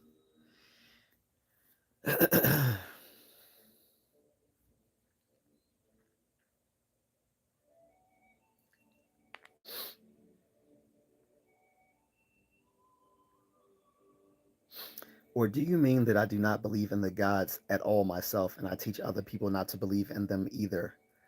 Meletus replies, I mean that you do not believe in the gods in any way whatsoever. So he's accusing Socrates of being an atheist. It's not so. Socrates points him out. He said, "You're not saying that I'm teaching them to believe in other gods. You're basically just saying I don't believe in gods, and you're saying that I'm teaching other people to be atheists." Because the fact of the matter is, philosophy started from people trying to answer questions about the nature of reality without appealing to, you know, it, to theology, to gods. That's It's the start of philosophy, when people started trying to think a little bit more scientifically with these Ionian philosophers back about 3,000 years ago. Um, Instead of it, like, if every question was the gods willed it, that would never get us anywhere. It was philosophy that first said, okay, how do we, what is the nature of reality, and they they set aside the answer that yeah, the gods were the answer to that, because that doesn't get you anywhere. So and so, as Socrates said earlier in the passage, basically all philosophers are accused of being heretics or atheists because they try to think about things without appealing to the gods and answering them. So they're all so they're all charged with you know being heretics, atheists, um, apostasy, whatever. Like it, Socrates wasn't the first, and he wasn't the last.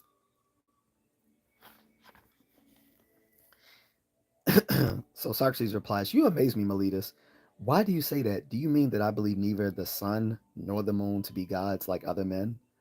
Meletus says, "I swear he does not, judges. He says that the sun is a stone, and the moon earth." Socrates says, "My dear Meletus, do you think that you are prosecuting Anaxagoras?" This is a pre-Socratic philosopher, again, that I'm mentioning, from going back to the Ionian philosophers of ancient times, ancient even to Socrates at this point. They would have been ancient. You must have a very poor opinion of these men and think them illiterate if you imagine that they do not know the works of, of Anaxagoras or of Clasamene are full of these doctrines. And so young men learn these things from me, when they can often buy places in the theater for a drachma at most, and laugh at Socrates were he to pretend that these doctrines, which are very peculiar doctrines too, were his own. But please tell me, do you really think that I do not believe in the gods at all? Melita says, "Most certainly I do. You are a complete atheist." Socrates replies, "No one believes that, Meletus, not even you yourself. It seems to me, Athenians, that Meletus is very insolent and reckless, and that he is prosecuting me simply out of insolence, recklessness, and youthful bravado. For he seems to be testing me by asking me a riddle that has no answer. Will this wise Socrates, he says to himself, see that I am joking and contradicting myself, or shall I outwit him and everyone else who hears me?" Meletus seems to me to contradict himself in his indictment. It is as if he were to say Socrates is a wrongdoer who does not believe in the gods, but who believes in the gods, but that is mere joking. Now, my friends, let us see why I think that this is his meaning. Do you answer me, Meletus? And do you, Athenians, remember the request which I made to you at the start? And do not interrupt me with shouts if I talk in my usual way. Is there any man, Meletus, who believes in the existence of things pertaining to men and not in the existence of men? Make him answer this question, my friends, without these interruptions. Is there any man who believes in the existence of horsemanship and not in the existence of horses? Or in flute playing and not in flute players? There is not, my friend. If you will not answer, I will tell you both and the judges. But you must answer my next question. Is there any man who believes in the existence of divine things and not in the existence of divinities? Melita says there is not.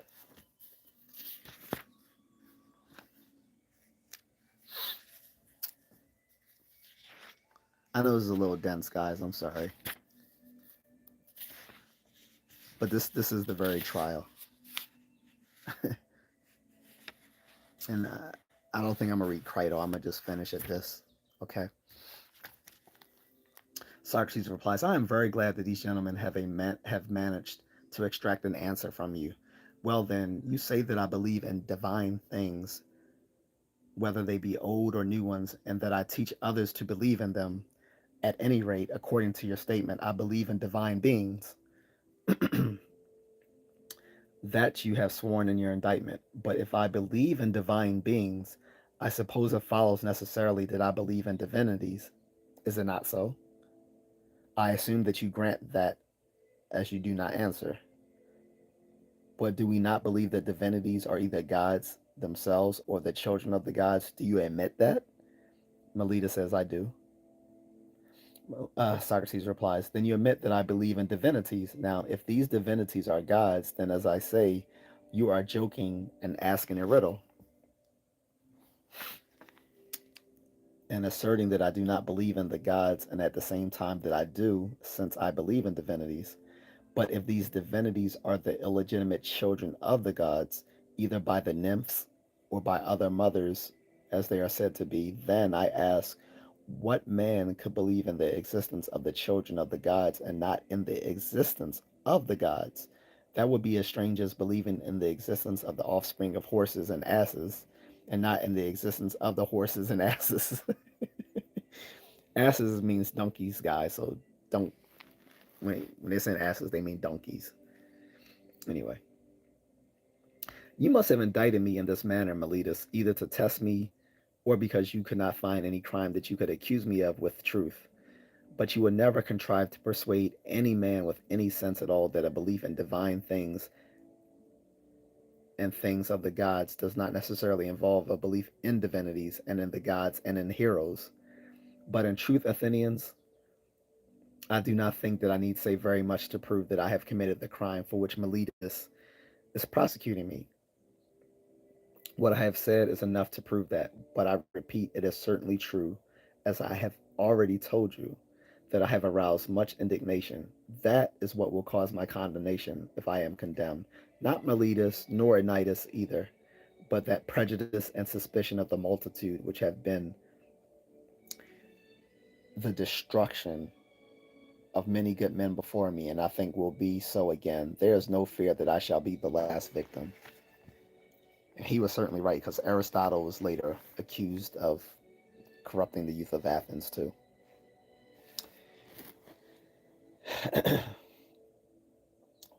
Perhaps someone will say, are you not ashamed, Socrates, of leading a life which is very likely now to cause your death? I should answer him with justice and say, my friend, if you think that a man of any worth at all ought to reckon the chances of life and death when he acts, or that he ought to think of anything but whether he is acting rightly or wrongly, and as a good or a bad man would act, you are mistaken. According to you, the demigods who died at Troy would be foolish, and among them the son of of Thetis, who thought nothing of danger when the alternative was disgrace.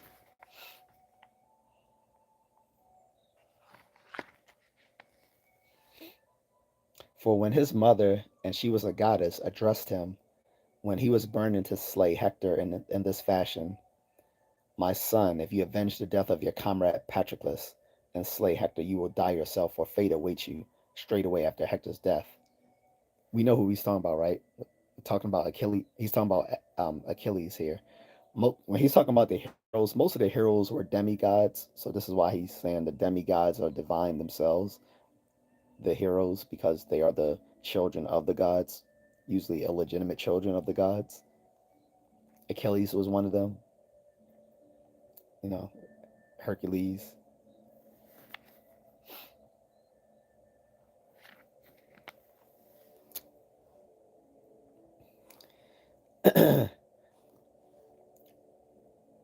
When he heard this, he scorned danger and death. He feared much more to live a coward and not to avenge his friend. Let me punish the evildoer and straightway die, he said, that I may not remain here by the beak ships jeered at, encumbering the earth. Do you suppose that he thought of danger or of death? For this, Athenians, I believe to be the truth. Wherever a man's station is, whether he has chosen it of his own will or whether he has been placed at it by his commander, there it is his duty to remain and face the danger without thinking of death or of any other thing except his honor. In other words, he's saying, I'm going to do the right thing whether it costs me my life or not. That's he says it's more important to do the right thing than to worry about whether it's going to cost you your life. And that's what heroes do. That's basically what he's saying. That's pretty tough.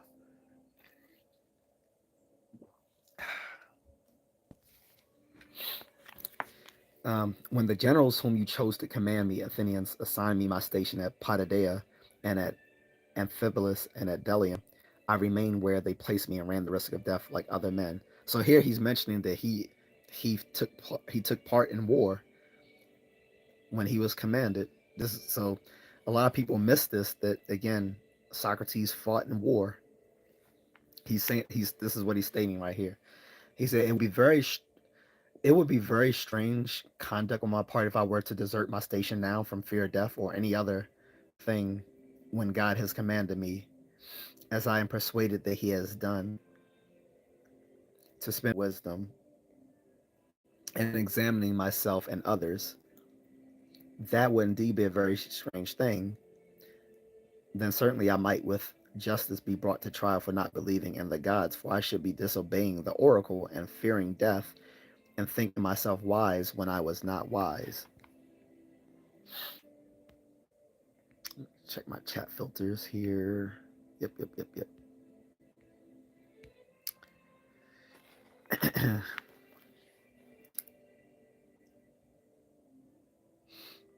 For to fear death, my friends, is only to think ourselves wise without really being wise. For it is to think that we know what we do not know. For no one knows whether death may be the greatest good that can happen to man, but men fear it as if they knew quite well that it was the greatest of evils. And what is this but that shameful ignorance of thinking that we know what we do not know? In this matter, too, my friends, perhaps I am different from the multitude, and if I were to claim to be at all wiser than others, it would be because, not knowing very much about the other world, I do not think I know. But I do know very well that it is evil and disgraceful to do wrong and to disobey my superior, whoever he is, whether man or God. I will never do what I know to be evil and shrink in fear from what I do not know to be good or evil. Even if you acquit me now and do not listen to Anidas' argument that if I am to be acquitted, I ought never to be brought to trial at all, and that as it is, you are bound to put me to death because, as he said, if I escape, all your sons will be utterly corrupted by practicing what Socrates teaches. Um, so again he's talking about knowing what not not pretending to know what he doesn't know. So in this regard, he's talking about death itself. Like, why am I to fear being put to death when there's there's no evidence to go on to say that death is necessarily a bad thing?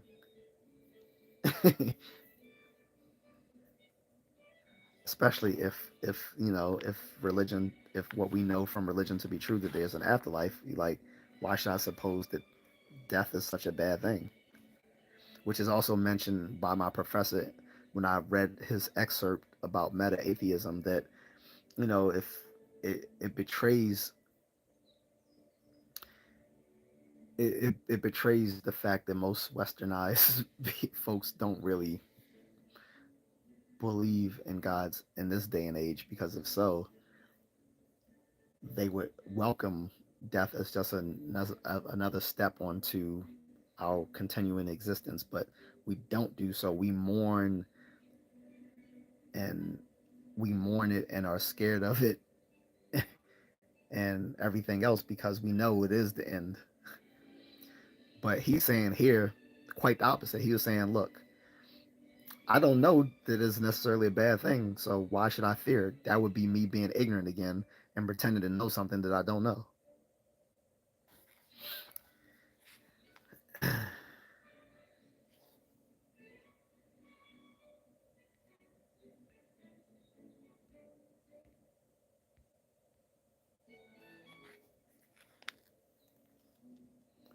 Anyway,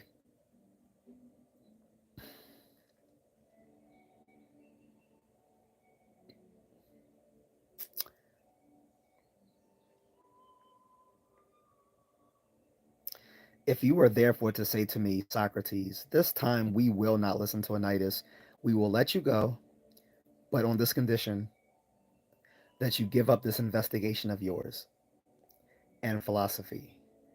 And if you are found following those pursuits again, you shall die. I say, if you offered to let me go on these terms, I should reply, Athenians, I hold you in the highest regard and affection, but I would not. But I will be persuaded by the gods rather than by you.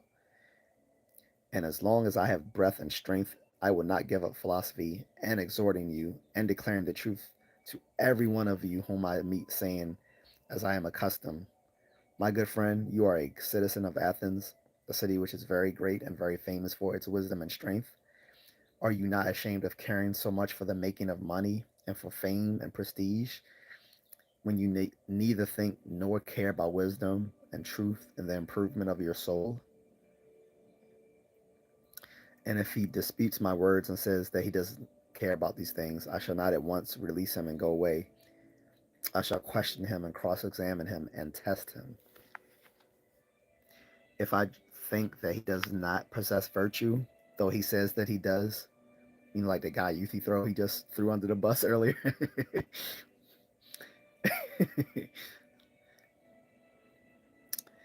Though he says that he does, I shall reproach him for undervaluing the most valuable things and overvaluing those that are less valuable.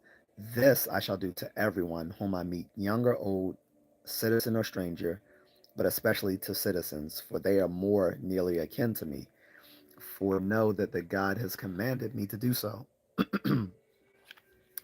And I think that no greater good has ever befallen you in Athens than my service to the God. For I spend my whole life in going about and persuading you all to give your first and greatest care to the improvement of your souls, and not till you have done that to think of your bodies or your wealth, and telling you that virtue does not come from wealth, but that wealth and every other good thing which men have, whether in public or in private, comes from virtue. So, um, Socrates, um, Socrates believed in virtue ethics, as did Aristotle. Plato, a little bit more complicated, but yes. So Socrates would have been more interested in virtue ethics. That there are certain virtues that are moral, that lead to a moral way of life, and other virtues which do not. So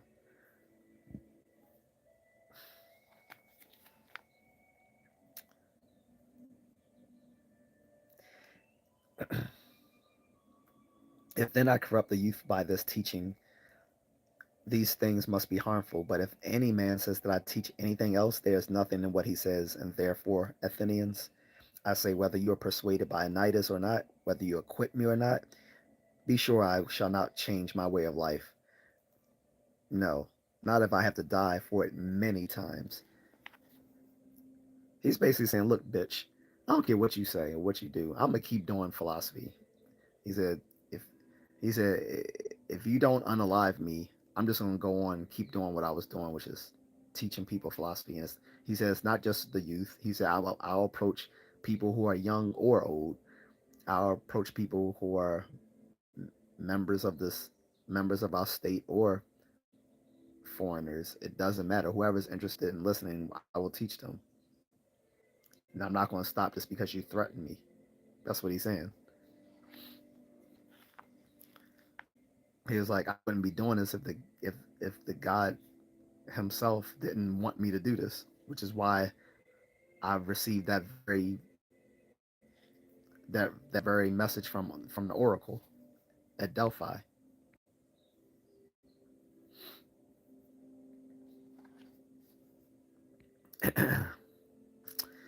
So let me continue, guys. Sorry. Do not interrupt me, Athenians, with your shouts. Remember the quest. So when he's saying it's like there's a lot of, so he's in his courtroom. There's a bunch of people shouting and all this sort of stuff. That's why he keeps saying, "Don't interrupt me with your shouts." Because hey Pando, I'm reading some excerpts from the Trial of Socrates, written by Plato. This is from. It's called the Apology. This is when Plato is writing about his teacher in the courtroom, like facing his accusers, and he's giving a defense of what he was doing, and basically saying these people accusing me of corrupting the youth are full of shit. And he's also saying, look, even if you let me go, I'm gonna keep doing this anyway. So you can catch it from the beginning after I upload this too. By the way, um,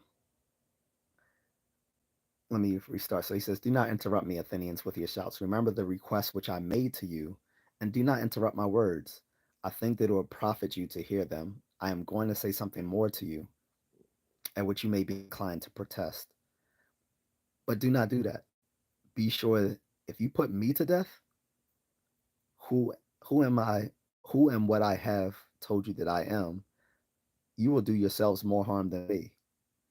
Bletus and Anitus can do me no harm. That is impossible, for I am sure it is not allowed that a good man be injured by a worse. They may indeed kill me, or drive me into exile, or deprive me of my civil rights. And perhaps Meletus and others think those things great evils. But I do not think so. I think it is a much greater evil to do what he is doing now, and to try to put a man to death unjustly. And now, Athenians, I am not arguing in my own defense at all, as you might expect me to do, but rather in yours, in order that you may not make a mistake about the gift of the God to you by condemning me. For if you put me to death, you will not easily find another who, if I may use a ludicrous comparison, clings to the state as a sort of gadfly to a horse that is large and well bred, but rather sluggish from its size and needing to be aroused. So he's comparing himself to a gadfly. A gadfly was a big annoying. He's a big annoying horsefly that bit on a horse and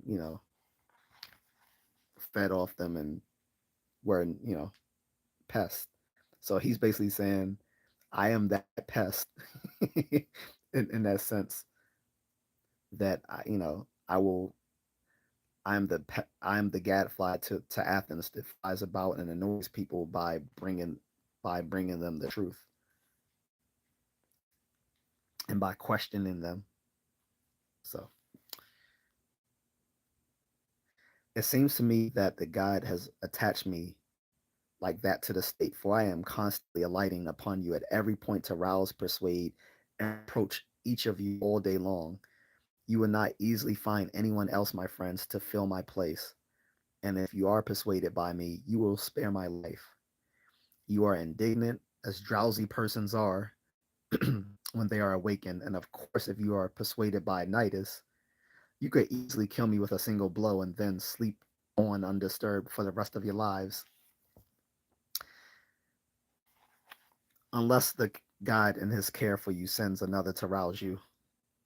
And you may easily see that it is the God who has given me to your city, for it is not human the way in which I have neglected all my interests and permitted my private affairs to be neglected now for so many years, while occupying myself unceasingly in your interest, going to each of you privately, like a father or an elder brother, trying to persuade him to care for virtue.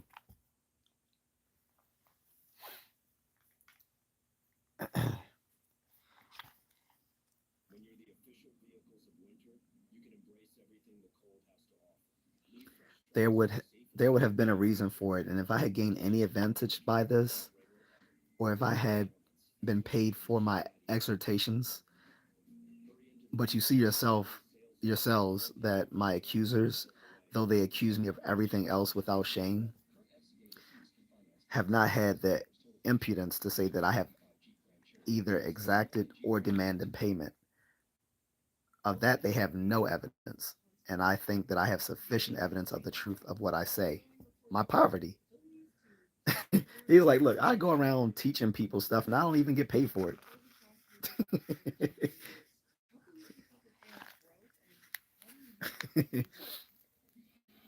He said, perhaps it may seem strange to you that though I go about giving this advice privately and meddling in others' affairs, yet I do not venture to come forward in the assembly and advise the state. You have often heard me speak of my reason for this, and in many places it is that I have a certain divine sign, which is what Meletus has caricatured in his indictment. I have had it from my childhood. It is a kind of voice which, whenever I hear it, always turns me back from something which I was going to do, but never urges me to act. It is this which forbids me to take part in politics. Yeah, you're right, Panda. It is this which forbids me to take part in politics, and I think it does well to forbid me. For Athenians, it is quite certain that if I had attempted to take part in politics, I should have perished at once and long ago without doing any good either to you or to myself. And do not be indignant with me for telling the truth. There is no man who will preserve his life for long, either in Athens or elsewhere, if he firmly opposes the multitude and tries to prevent the commission of injustice and illegality in the state. He who will really fight for justice must do so as a private citizen, not as an office holder, if he is to preserve his life even for a short time. Turn off this commercial. Sorry. I will prove to you that this is so by very strong evidence, not by mere words, but by what you value highly, actions. Listen to this. Excuse me. Listen then to what has happened to me, that you may know that there is no man who could make me consent to do wrong from the fear of death, but that I would perish at once rather than give way. What I am going to tell you may be a commonplace in the law court, nevertheless, it is true. The only office that I ever held in the state Athenians was that of senator. Yes, Socrates was also a senator.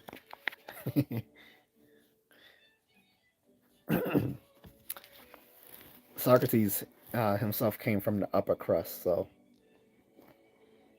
it's more. So it makes it more a thing that he gave up, his wealth and all this to go around the Athenian marketplace, just being annoying and teaching people and questioning people. But anyway, when you was to try the 10 generals who did not rescue their men after the battle of Arginese as a group, which was illegal, as you all came to think afterwards, the tribe um, Antiochus, to which I belong, held the presidency.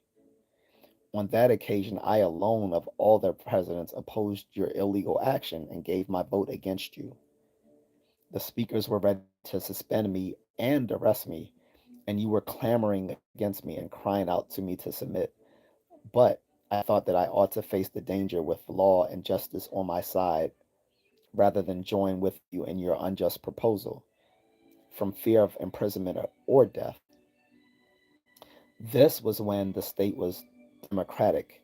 When the oligarchy came in, the 30 sent for me with 4 others to the council chamber and ordered us to bring Leon the Salaminian from Salamis that they might put him to death. They were in the habit of frequently giving similar orders to many others, wishing to implicate as many as possible in their crimes.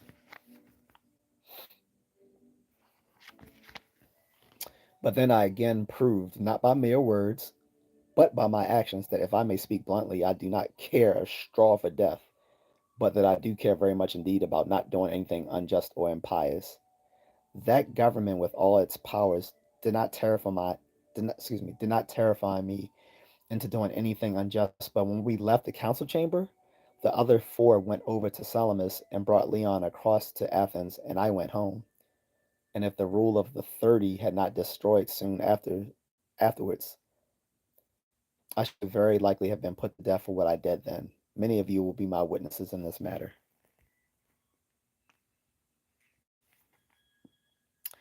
So he's like, I'll do the right thing. I'm not scared of you of you like threatening me with death because it's happened before, and I, you know, kept doing what I was doing. So he said, I'm not gonna bitch up now. That's basically what he's saying. I'm not gonna bitch up now. You got. He's like some, he was like the oligarchs of Athens threatened me with death in the past. So plus, you got to remember this guy's a war hero, so he's not going to be like a guy who's going to be fearful of death. Like he's fought in multiple battles during the Peloponnesian War against the Spartans. Against the Spartans, he saved who became the general of Athens, Alcibiades, who became one of his closest friends in battle.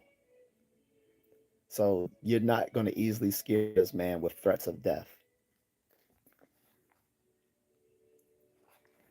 It's like threatening Rambo. Anyway, so now, do you think I could have remained alive all these years if I had taken part in public affairs and had always maintained the cause of justice like an honest man and had held it a paramount duty as it is to do so? Certainly not. Athenians, nor could any other man. But throughout my whole life, both in private and in public, whenever have had to take part in public affairs, you will find I have always been the same and have never yielded unjustly to anyone. No, not to those whom my enemies falsely assert to have been my pupils. But I was never anyone's teacher. I have never withheld myself from anyone, young or old, who was anxious to hear me discuss while I was making my investigation. Neither do I discuss for payment and refuse to discuss without payment. I am ready to ask questions of rich or and poor alike, and if any man wishes to answer me and then listen to what I have to say, he may. And I cannot justly be charged with causing these men to turn out good or bad, for I neither either taught or professed to teach any of them any knowledge whatever. And if any man asserts that he ever learned or heard anything from me in private, which everyone else did not hear as well as he, be sure that he does not speak the truth. He's like, look, I'm not holding classes. I'm not I don't tutor people. I come and talk with people in the marketplace. If people want to listen, they can, regardless of whom they are. Why is it then that people delight in spending so much time in my company? You have heard why, Athenians. I told you the whole truth when I said that they delight in hearing me examine persons who think that they are wise. It is certainly very amusing to listen to that. And I say that God has commanded me to examine men in oracles and in dreams, and in every way in which the divine will was ever declared to man. This is the truth, Athenians, and if it were not the truth, it would be easily refuted. For if it were really the case that I have already corrupted some of the young men, and am now corrupting others, surely some of them, finding as they grew older that I had given them bad advice in their youth, would have come forward today to accuse me and take their revenge. If they were unwilling to do so themselves, surely their relatives, their fathers or brothers or others, would, if I had done them any harm, had remembered it and taken their revenge. Certainly, I see many of them in court. Here is Crito of my own demi and of my own age, the father of Critobulus. Here is Licinius of Sphetus, the father of Aeschines. And I can name many others to you, some of whom Meletus ought to have called as witnesses in the course of his own speech. But if he forgot to call them, then let him call them now, and I will yield the Lord to him, and tell us if he has any such evidence. No, on the contrary, my friends, you will find all these men ready to support me, the corrupter, the injurer of their relatives, as Meletus and Anytus call me. Those of them who have been already corrupted might perhaps have some reason for supporting me. But what reason can their relatives have who are grown up and who are uncorrupted except the reason of truth and justice? That they know very well that Meletus is a liar and that I am speaking the truth. Well, my friends, this and perhaps more like this is pretty much what I have to say in my defense. There may be someone among you who will be indignant when he remembers how, even in a less important trial than this, he begged and entreated the judges with many tears to acquit him and brought forward his children and many of his friends and relatives in court in order to appeal to your feelings, and then finds that I shall do none of these things, though I am in what he would think the supreme danger. Perhaps he will harden himself against me when he notices this. It may make him angry, and he may cast his vote in anger. If it is so with any of you, I do not suppose that it is, but in case it should be so, I think that I should answer him reasonably if I said, my friend, I have relatives too. For in the words of Homer, I am not born of an oak or a rock, but of flesh and blood.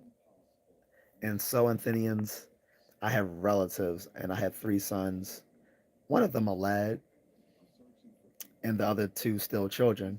So, yes, Socrates did have a family, guys. Yet I will not bring any of them forward before you and implore you to acquit me. And why will I do none of these things? It is not from arrogance, Athenians, nor because I lack respect for you. Whether or not I can face death bravely is another question, but for my own good name and for your own good name and for the good name of the whole state. I do not think it right at my age and with my reputation to do anything of that kind. Rightly or wrongly, men have made up their minds that in some way Socrates is different from the mass of mankind, and it will be shameful if those of you who are thought to excel in wisdom or in bravery or in any other virtue are going to act in this fashion. I have often seen men of reputation behaving in an extraordinary way at their trial, as if they thought it a terrible fate to be killed, and as though they expected to live forever if you not put them to death. Such men seem to me bring shame upon the state, sorry. For any stranger would suppose that the best and most eminent Athenians who are selected by their fellow citizens to hold office and for other honors are no better than women.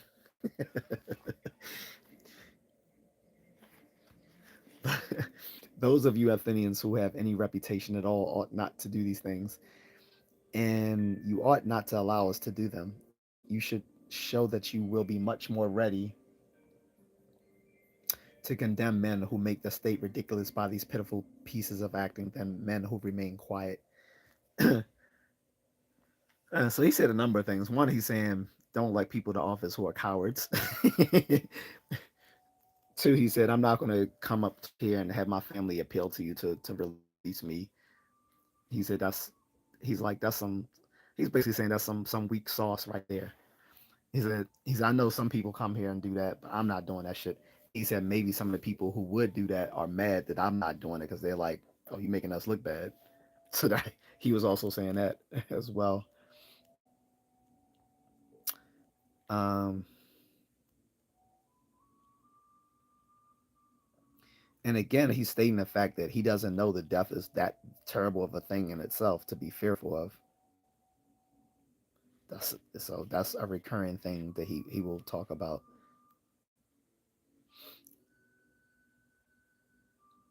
Um,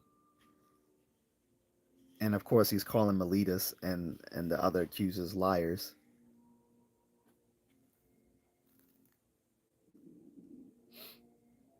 Um,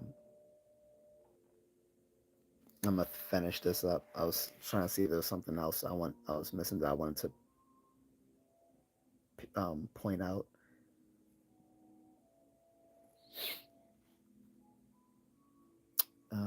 I'll wait. There's some other things I want to point out, but I'll wait. But again, Socrates is interested in virtue ethics. He believed that there's certain virtues that make that people ought to live by. Bravery being one of them, because again, he is a military hero, and he obviously sees cowardice as a vice and not a virtue, and something not something that a person holding state office should possess. And he's also saying being a liar is obviously a vice as well.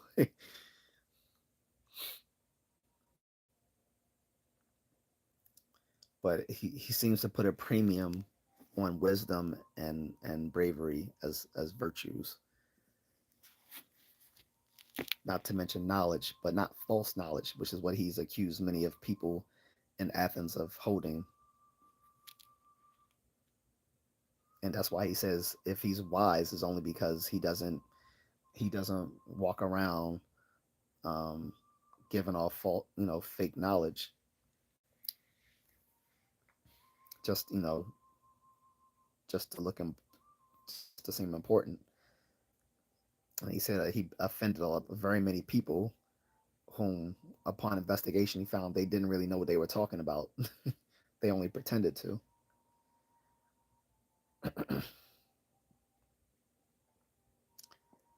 And mind you, you took just and also I want to mention you're trying to scare a man who's already 70 with being put to death.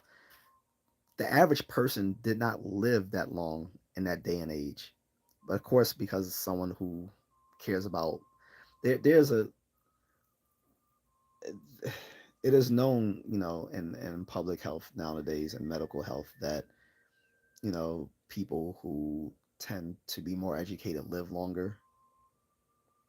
Particularly in philosophy, a lot of these philosophers tend to be very long lived, and people think it might be a matter of lot of doing a lot of abstract reasoning and stuff that may have a healthy effect on the mind, that it keeps the mind healthy for a long time, staves off like dementia and stuff like that. But people who tend to be more educated tend to be long lived, although that's more correlational than causational, obviously. But he's already 70 at his trial, and again, most people did not live that long. Most people died by their 40s in this time. To be 70 is pretty extraordinary back then. So you're not going to easily scare someone with being put to death when they've already outlived most of their compatriots. Not to mention, he survived several battles in the Peloponnesian War.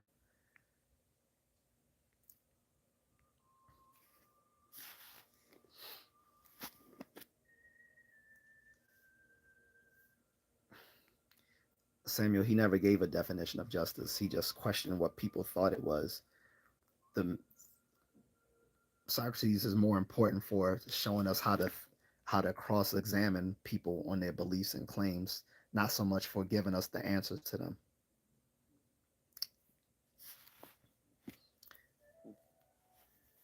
That was one of the things he refused to do, was just to give an answer just to sound like he knows something. He was profoundly against that.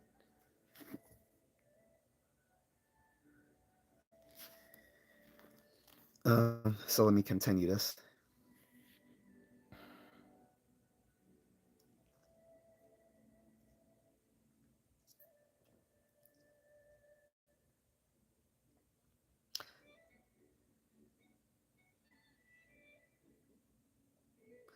But apart from the question of reputation, my friends, I do not think that it's right to entreat the judge to acquit us or to escape condemnation in that way. It is our duty to convince him by reason. He does not sit to give away justice as a favor, but to pronounce judgment. And he has sworn not to favor any man whom he would like to favor, but to judge according to law. And therefore, we ought not to encourage you in the habit of breaking your oaths, and you ought not to allow yourselves to fall into this habit. For then neither you nor we would be acting piously. Therefore, Athenians, do not require me to do these things. For I believe them to be neither good nor just nor pious, and more especially, do not ask me to do them today when Miletus is prosecuting me for impiety. For were I to be successful and persuade you by my entreaties to break your oaths, I should be clearly teaching you to believe that there are no gods, and I should be simply accusing myself by my defense of not believing in them.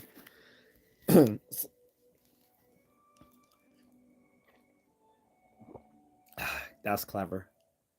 I don't know if he should have said that, but it's pretty clever. He's saying, look, if I were to convince you to that, you know, that you should acquit me based on the fact that you should that you should acquit that you should acquit me just on my own status, that I'm a military hero, that I'm a beloved person of Athens, a former senator, and all this good stuff, then that wouldn't be justice. And if I were to tell you to go against justice, that would be impious, because presumably justice is a pious thing. It is just to exact justice upon folks. That to tell you to go against enacting justice would be to tell you to go against the very gods themselves, because it would be an impious thing to be asking of you, which would mean I am guilty of the very thing they're accusing me of in the first place. Clever.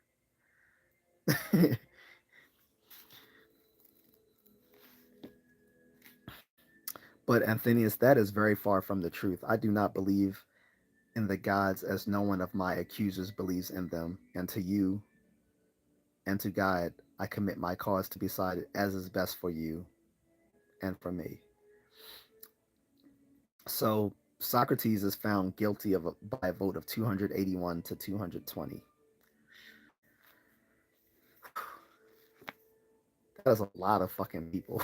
By the way, 281 to 220.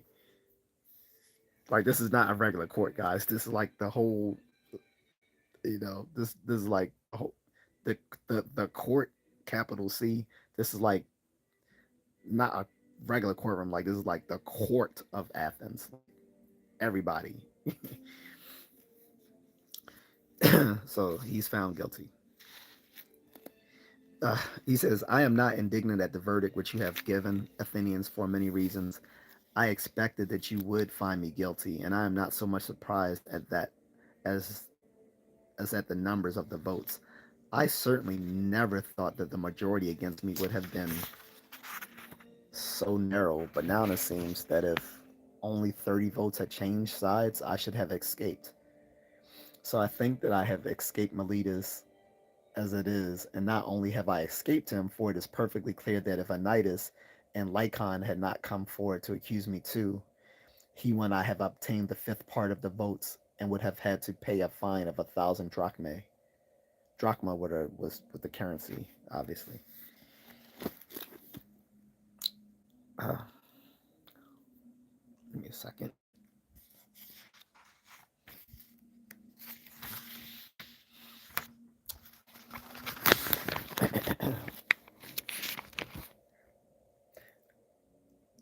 So he proposes death as the penalty. Be it so. And what alternative penalty shall I propose to you, Athenians? What I deserve, of course, must I not? What then do I deserve to pay or to suffer for having determined not to spend my life in ease? I neglected the things which most men value, such as wealth and family interests, and military commands, and popular oratory, and all the political appointments and clubs and factions that there are in Athens, for I thought that I was really too honest a man to preserve my life if I engaged in these matters. So basically, he's saying, look, you guys know I'm a military hero. Instead of becoming a, a just this guy walking around Athens talking philosophy, I could have went on to become a powerful politician or businessman, or I could have taken up a military, like a career in the military as an officer. But he said I decided not to do any things because I was more interested in the pursuit of philosophy.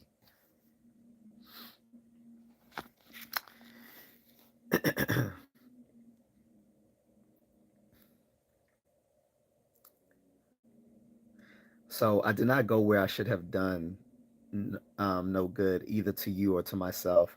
I went instead to each one of you privately to do him, as I say, the greatest of services, and tried to persuade him not to think of his affairs until he had thought of himself and tried to make himself as good and wise as possible, nor to think of the affairs of Athens until he thought of Athens herself, and to care for other things in the same manner. Then what do I deserve for such a life? Something good, Athenians, if I am really to propose what I deserve, and something good which it would be suitable to me to receive. And what is a suitable reward to be given to a poor benefactor who requires leisure to exhort you? There is no reward, Athenians, so suitable for him as a public maintenance in the Prytaneum. It is a much more suitable reward for him than for any of you who has won a victory at the Olympic Games with his horse or his chariots. Such a man only makes you seem happy, but I make you really happy, and he is not in want, and I am. So if I am to propose the penalty which I really deserve, I propose this, a public maintenance in the Prytaneum.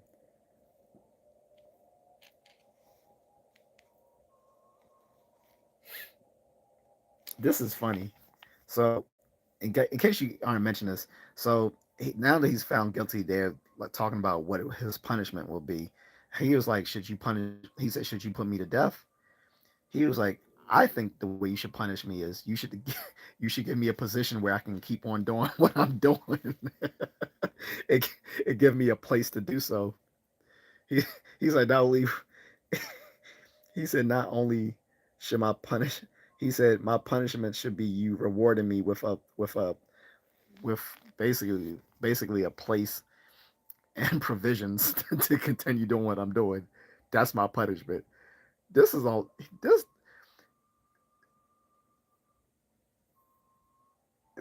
it takes someone to understand what this reading is to see to go from the dryness of this literature to see why this is funny and why Socrates was a bit of an asshole. Like, can you imagine?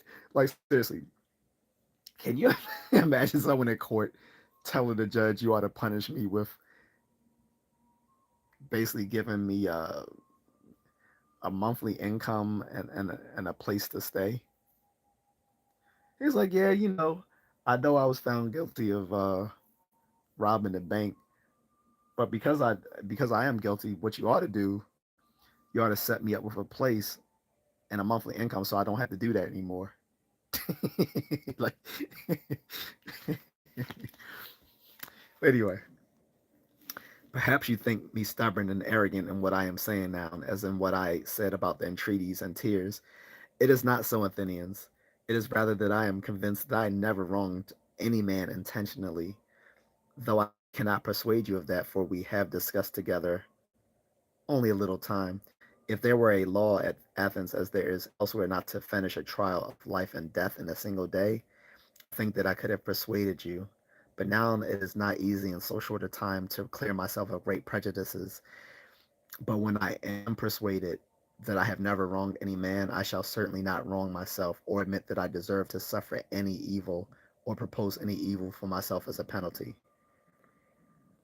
Why should I? Lest I should suffer the penalty which Meletus proposes when I say that I do not know whether it is good or an evil. Shall I choose instead of it something which I know to be an evil and propose that as a penalty? Should I propose imprisonment? And why should I pass the rest of my days in prison, the slave of successive officials? Or shall I propose a fine with imprisonment until it is paid? I have told you why I will not do that. I should have to remain in prison, for I have no money to pay a fine with. Let me get some water, guys.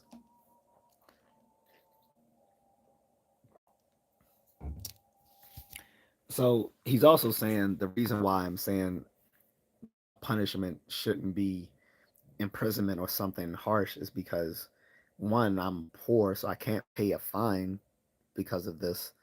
And two, I didn't do anything intentionally wrong. It's like if I did anything wrong, it's unintentional. So this is why I'm not saying I should be punished for it.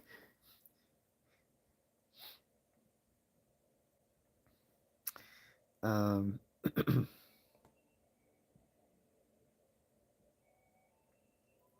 he said, "Shall I then propose exile? Perhaps you would agree to that. Life would indeed be very dear to me if I were unreasonable enough to expect that strangers would cheerfully tolerate my discussions and reasonings with you who are fellow citizens, um, when you who are my fellow citizens cannot endure them and have found them so irksome and odious to you that you are seeking now to be relieved of them. No, indeed, Athenians, it is that is not likely. A fine life I should lead for an old man if I were to withdraw from Athens and pass the rest of my days in wandering from city to city and continually being expelled. For I know very well that the young men will listen to me wherever I go, as they do here, and if I drive them away, they will persuade their elders to expel me. And if I do not drive them away, their fathers and kinsmen will expel me for their sakes. So he's saying basically wherever I go, the same thing is going to happen. I'm going to do philosophy, and these kids are going to be interested in it. And then the elder people saying that I'm a nuisance and contradicting what they want the young people to know are going to push me out of their place, push me out of their cities too.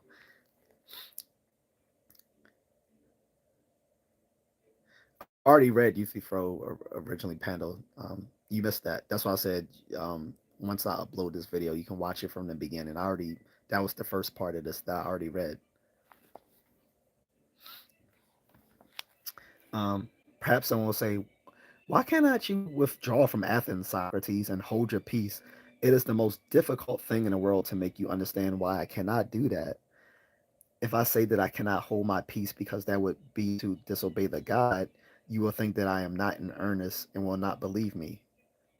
And if I tell you that no better thing can happen to a man than to discuss virtue every day and the other matters about which you have heard me arguing and examining myself and others, and that an unexamined life is not worth living." So, you guys, I'm sure you've heard this common quote of Socrates. This is where it comes from, this very passage right here. The unexamined life is not worth living. This is where Socrates says that right here. So I repeat it. And if I tell you that no better thing can happen to a man than to discuss virtue every day and the other matters about which you have heard me arguing and examining myself and others, and that an unexamined life is not worth living, then you will believe me still less. But that is so, my friends, though it is not easy to persuade you. And what is more, I am not accustomed to think that I deserve any punishment. I told you that's what he was really saying. If I had been rich, I would have proposed as large a fine as I could pay. That would have done me no harm. But I am not rich enough to pay a fine unless you are willing to fix it at a sum within my means. Perhaps I could pay you a mina, so I could propose that. Plato, Plato here, Athenians, and Crito, and Critobulus, and Apollodorus bid me propose 30 minae, and they will be sureties for me. So I propose 30 minae. They will be sufficient sureties to you for the money. So again, Plato himself, this was there at Socrates' trial. This is why this is so this the trial of Socrates was a defining moment. A defining moment for Plato and for Crito and these other philosophers at the time. Even some of the philosophers who went on to become the what do you call them, the starts with an S. I forgot the I'm sorry, it's late. But yeah, Plato was here at the trial, and Plato again was a nobleman himself. He came from a noble birth, so he would have had money to put up in as a for Socrates to get him off.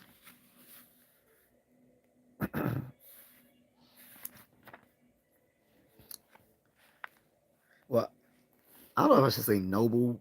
Noble. I don't know if they had nobles, but he came from an aristocratic family, the upper crust.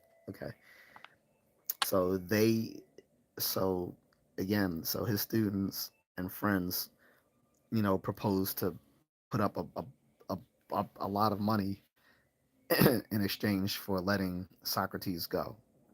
And this is what Socrates is telling the court at the time. But they condemn him to death. He is condemned to death. You have not gained very much time, Athenians, and as the price of it, you will have an evil name for all who wish to revile the state, and they will say that you put Socrates, a wise man, to death. For they will certainly call me wise, whether I am wise or not, when they want to reproach you. If you would have waited for a little while, your wishes would have been fulfilled in the course of nature, for you see that I am an old man, far advanced in years and near to death. Again, guys, he was 70 years old in ancient times. Most men did not live to 70. Most men didn't live to fucking 50. And he's saying, look, why put me to death? I'm already 70. I will probably die in a few years anyway. Just let nature take its course.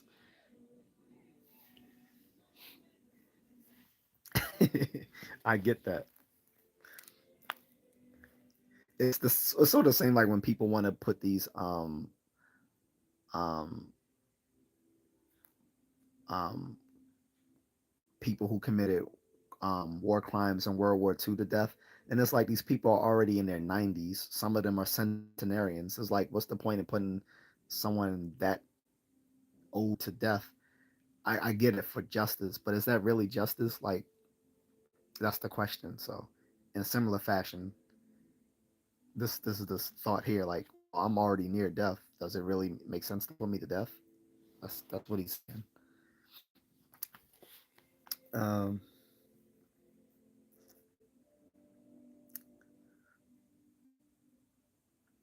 I am saying this not to all of you, only to those who have voted for my death, and to them I have something else to say.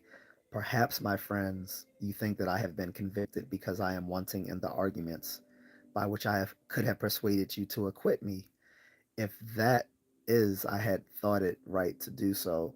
Excuse me. If that is, I had thought it right to do or to say anything to escape punishment. It is not so. I have been convicted because I was wanting not in arguments, but in impudence and shamelessness, because I would not plead before you as you would have liked to hear me plead, or appeal to you with weeping and wailing, or say and do many other things which I maintain are unworthy of me, but which you have been accustomed to from other men. So again, he goes back to what he said earlier. He was like, I'm not going to sit here and beg and plead for my life, especially when I don't think I've done anything wrong. He's like, and that's why some of you decided to put me to death is because I refused to do that.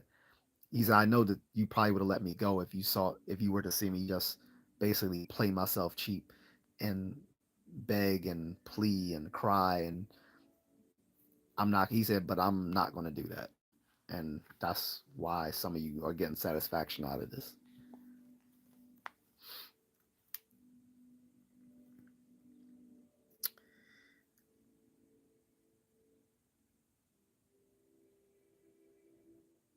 But when I was defending myself, I thought that I ought not to do anything unworthy of a free man because of the danger which I ran, and I have not changed my mind now.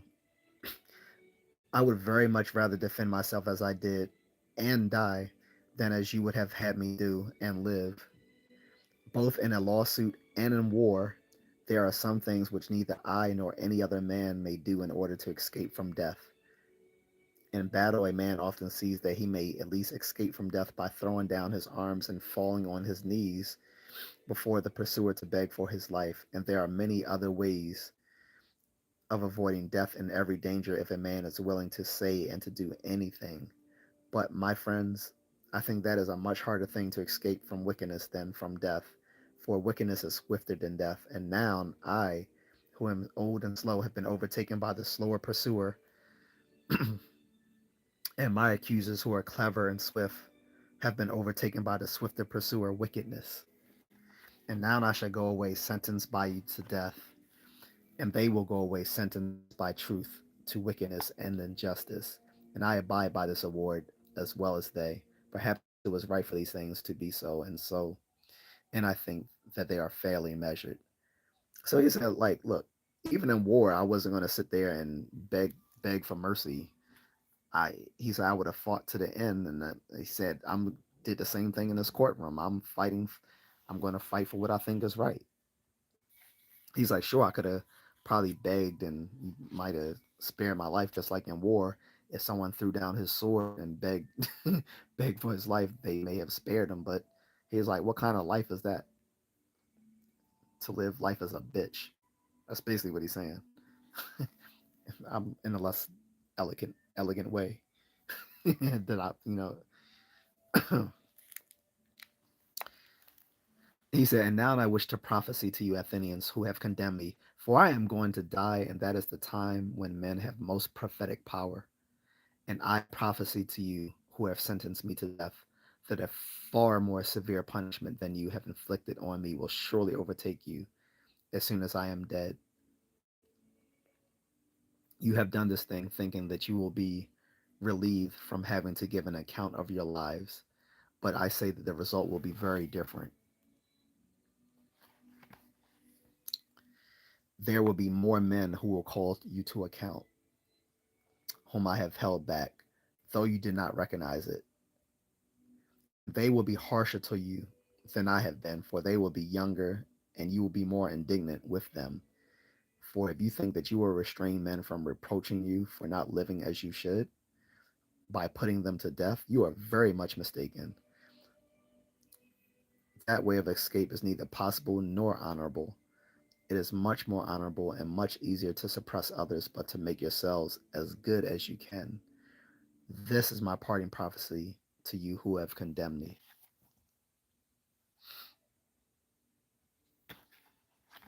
With you who have acquitted me, I should like to discuss these things that has happened while the authorities are busy and before I go to the place where I have to die. So remain with me until I go. There is no reason why we should not talk with each other while it is possible. I wish to explain to you, as my friends, the meaning of what has happened to me. A wonderful thing has happened to me, judges. For you, I am right in calling judges. The prophetic sign has been constantly with me all through my life until now, opposing me in quite small matters if it were not going to act rightly. And now you yourselves see what has happened to me, a thing which might be thought and which is sometimes actually reckoned the supreme evil. But the divine sign did not oppose me when I was leaving my house in the morning, nor when I was coming up here to the court, nor at any point in my speech when I was going to say anything, though at other times it has often stopped me in the very act of speaking. But now in this matter, it has never once opposed me either in my words or my actions. I will tell you what I believe to be the reason. This thing that has come upon me must be a good, and those of us who think that death is an evil must needs be mistaken.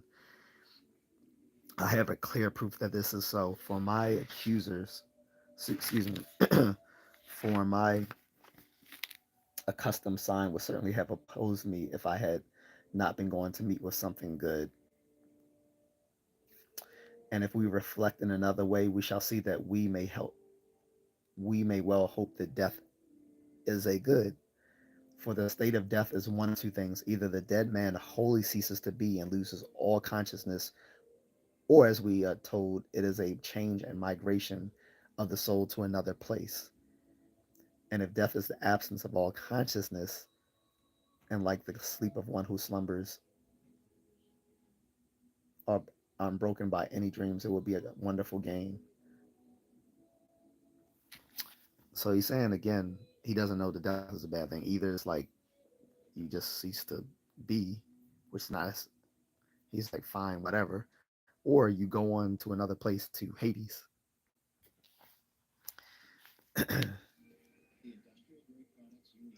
um,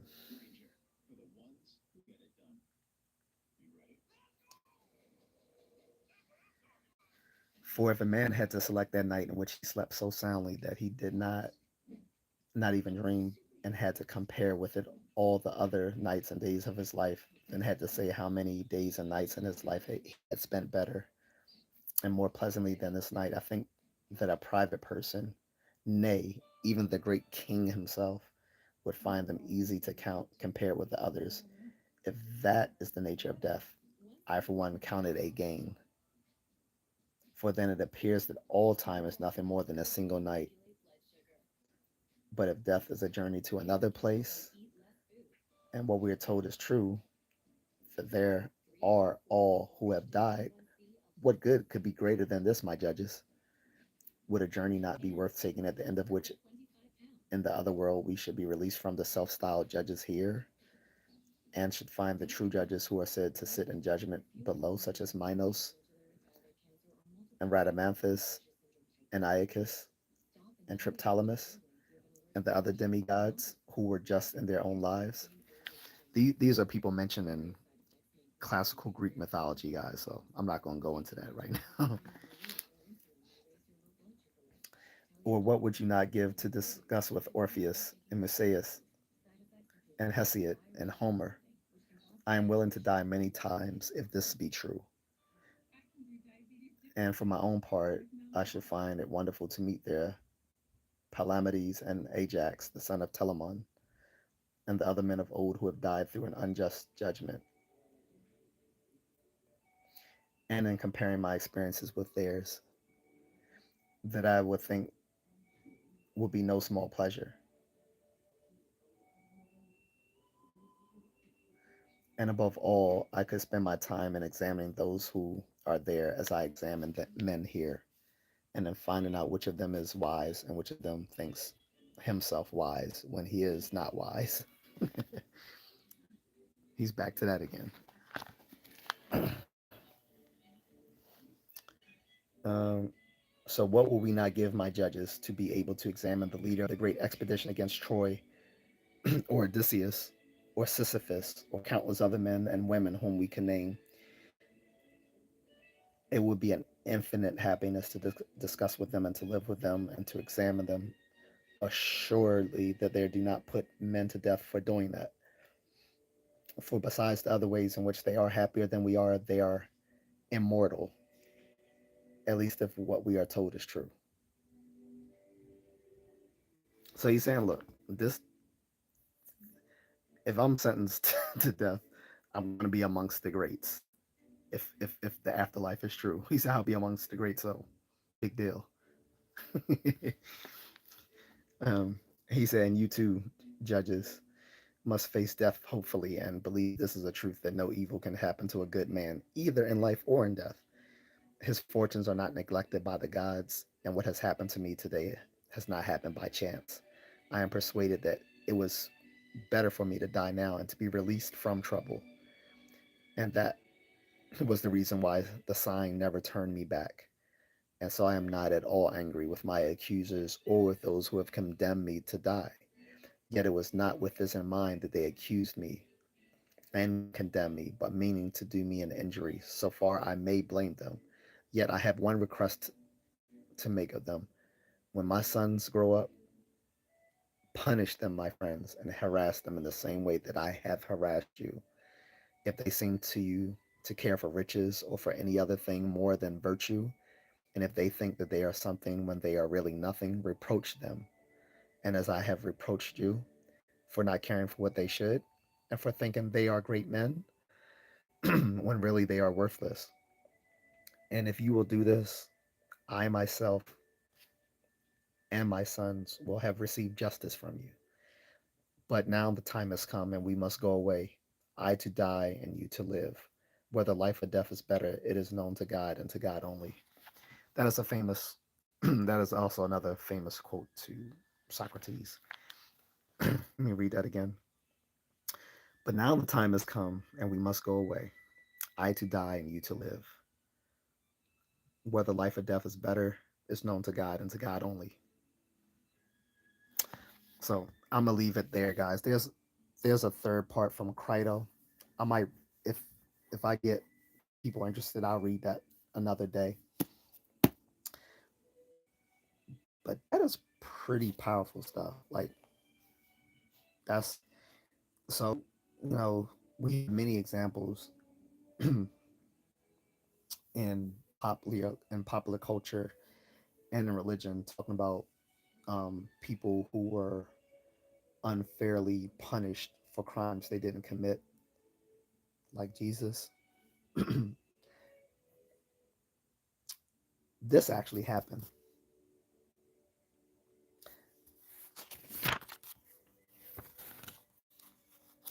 and we have witnesses to it, like Plato. And he felt some sort of way that his mentor was treated this way, as did Plato's student later, Aristotle, who later got charged with the same crime of corrupting the youth. But what Aristotle did, he decided to go in exile and flee Athens, and he said Athens will not thus offend, will not twice offend philosophy, because remember what his teacher's teacher went through. He wasn't there, but he knew of what happened through Plato and others. So there we go. I might read the last part another day, but I'm gonna leave it there. I'm already extremely tired. Did not mean to stay up this late. So that's it, guys. If you appreciate it, please give me a like and a subscribe. Share the video if you know anyone wants to hear this. I've also read The Value of Philosophy by Bertrand Russell last week, so you can check that out. And I've given some other late night philosophy talks too. So, um, hope you guys liked it. If anyone wants to support me, you can drop me a super thanks, or you can go into the links in my description, drop me a cash app, or buy me a coffee at buymeacoffee.com. My voice is getting hoarse, so I'm going to call it a night. Thank you guys for listening. Appreciate it. It was fun.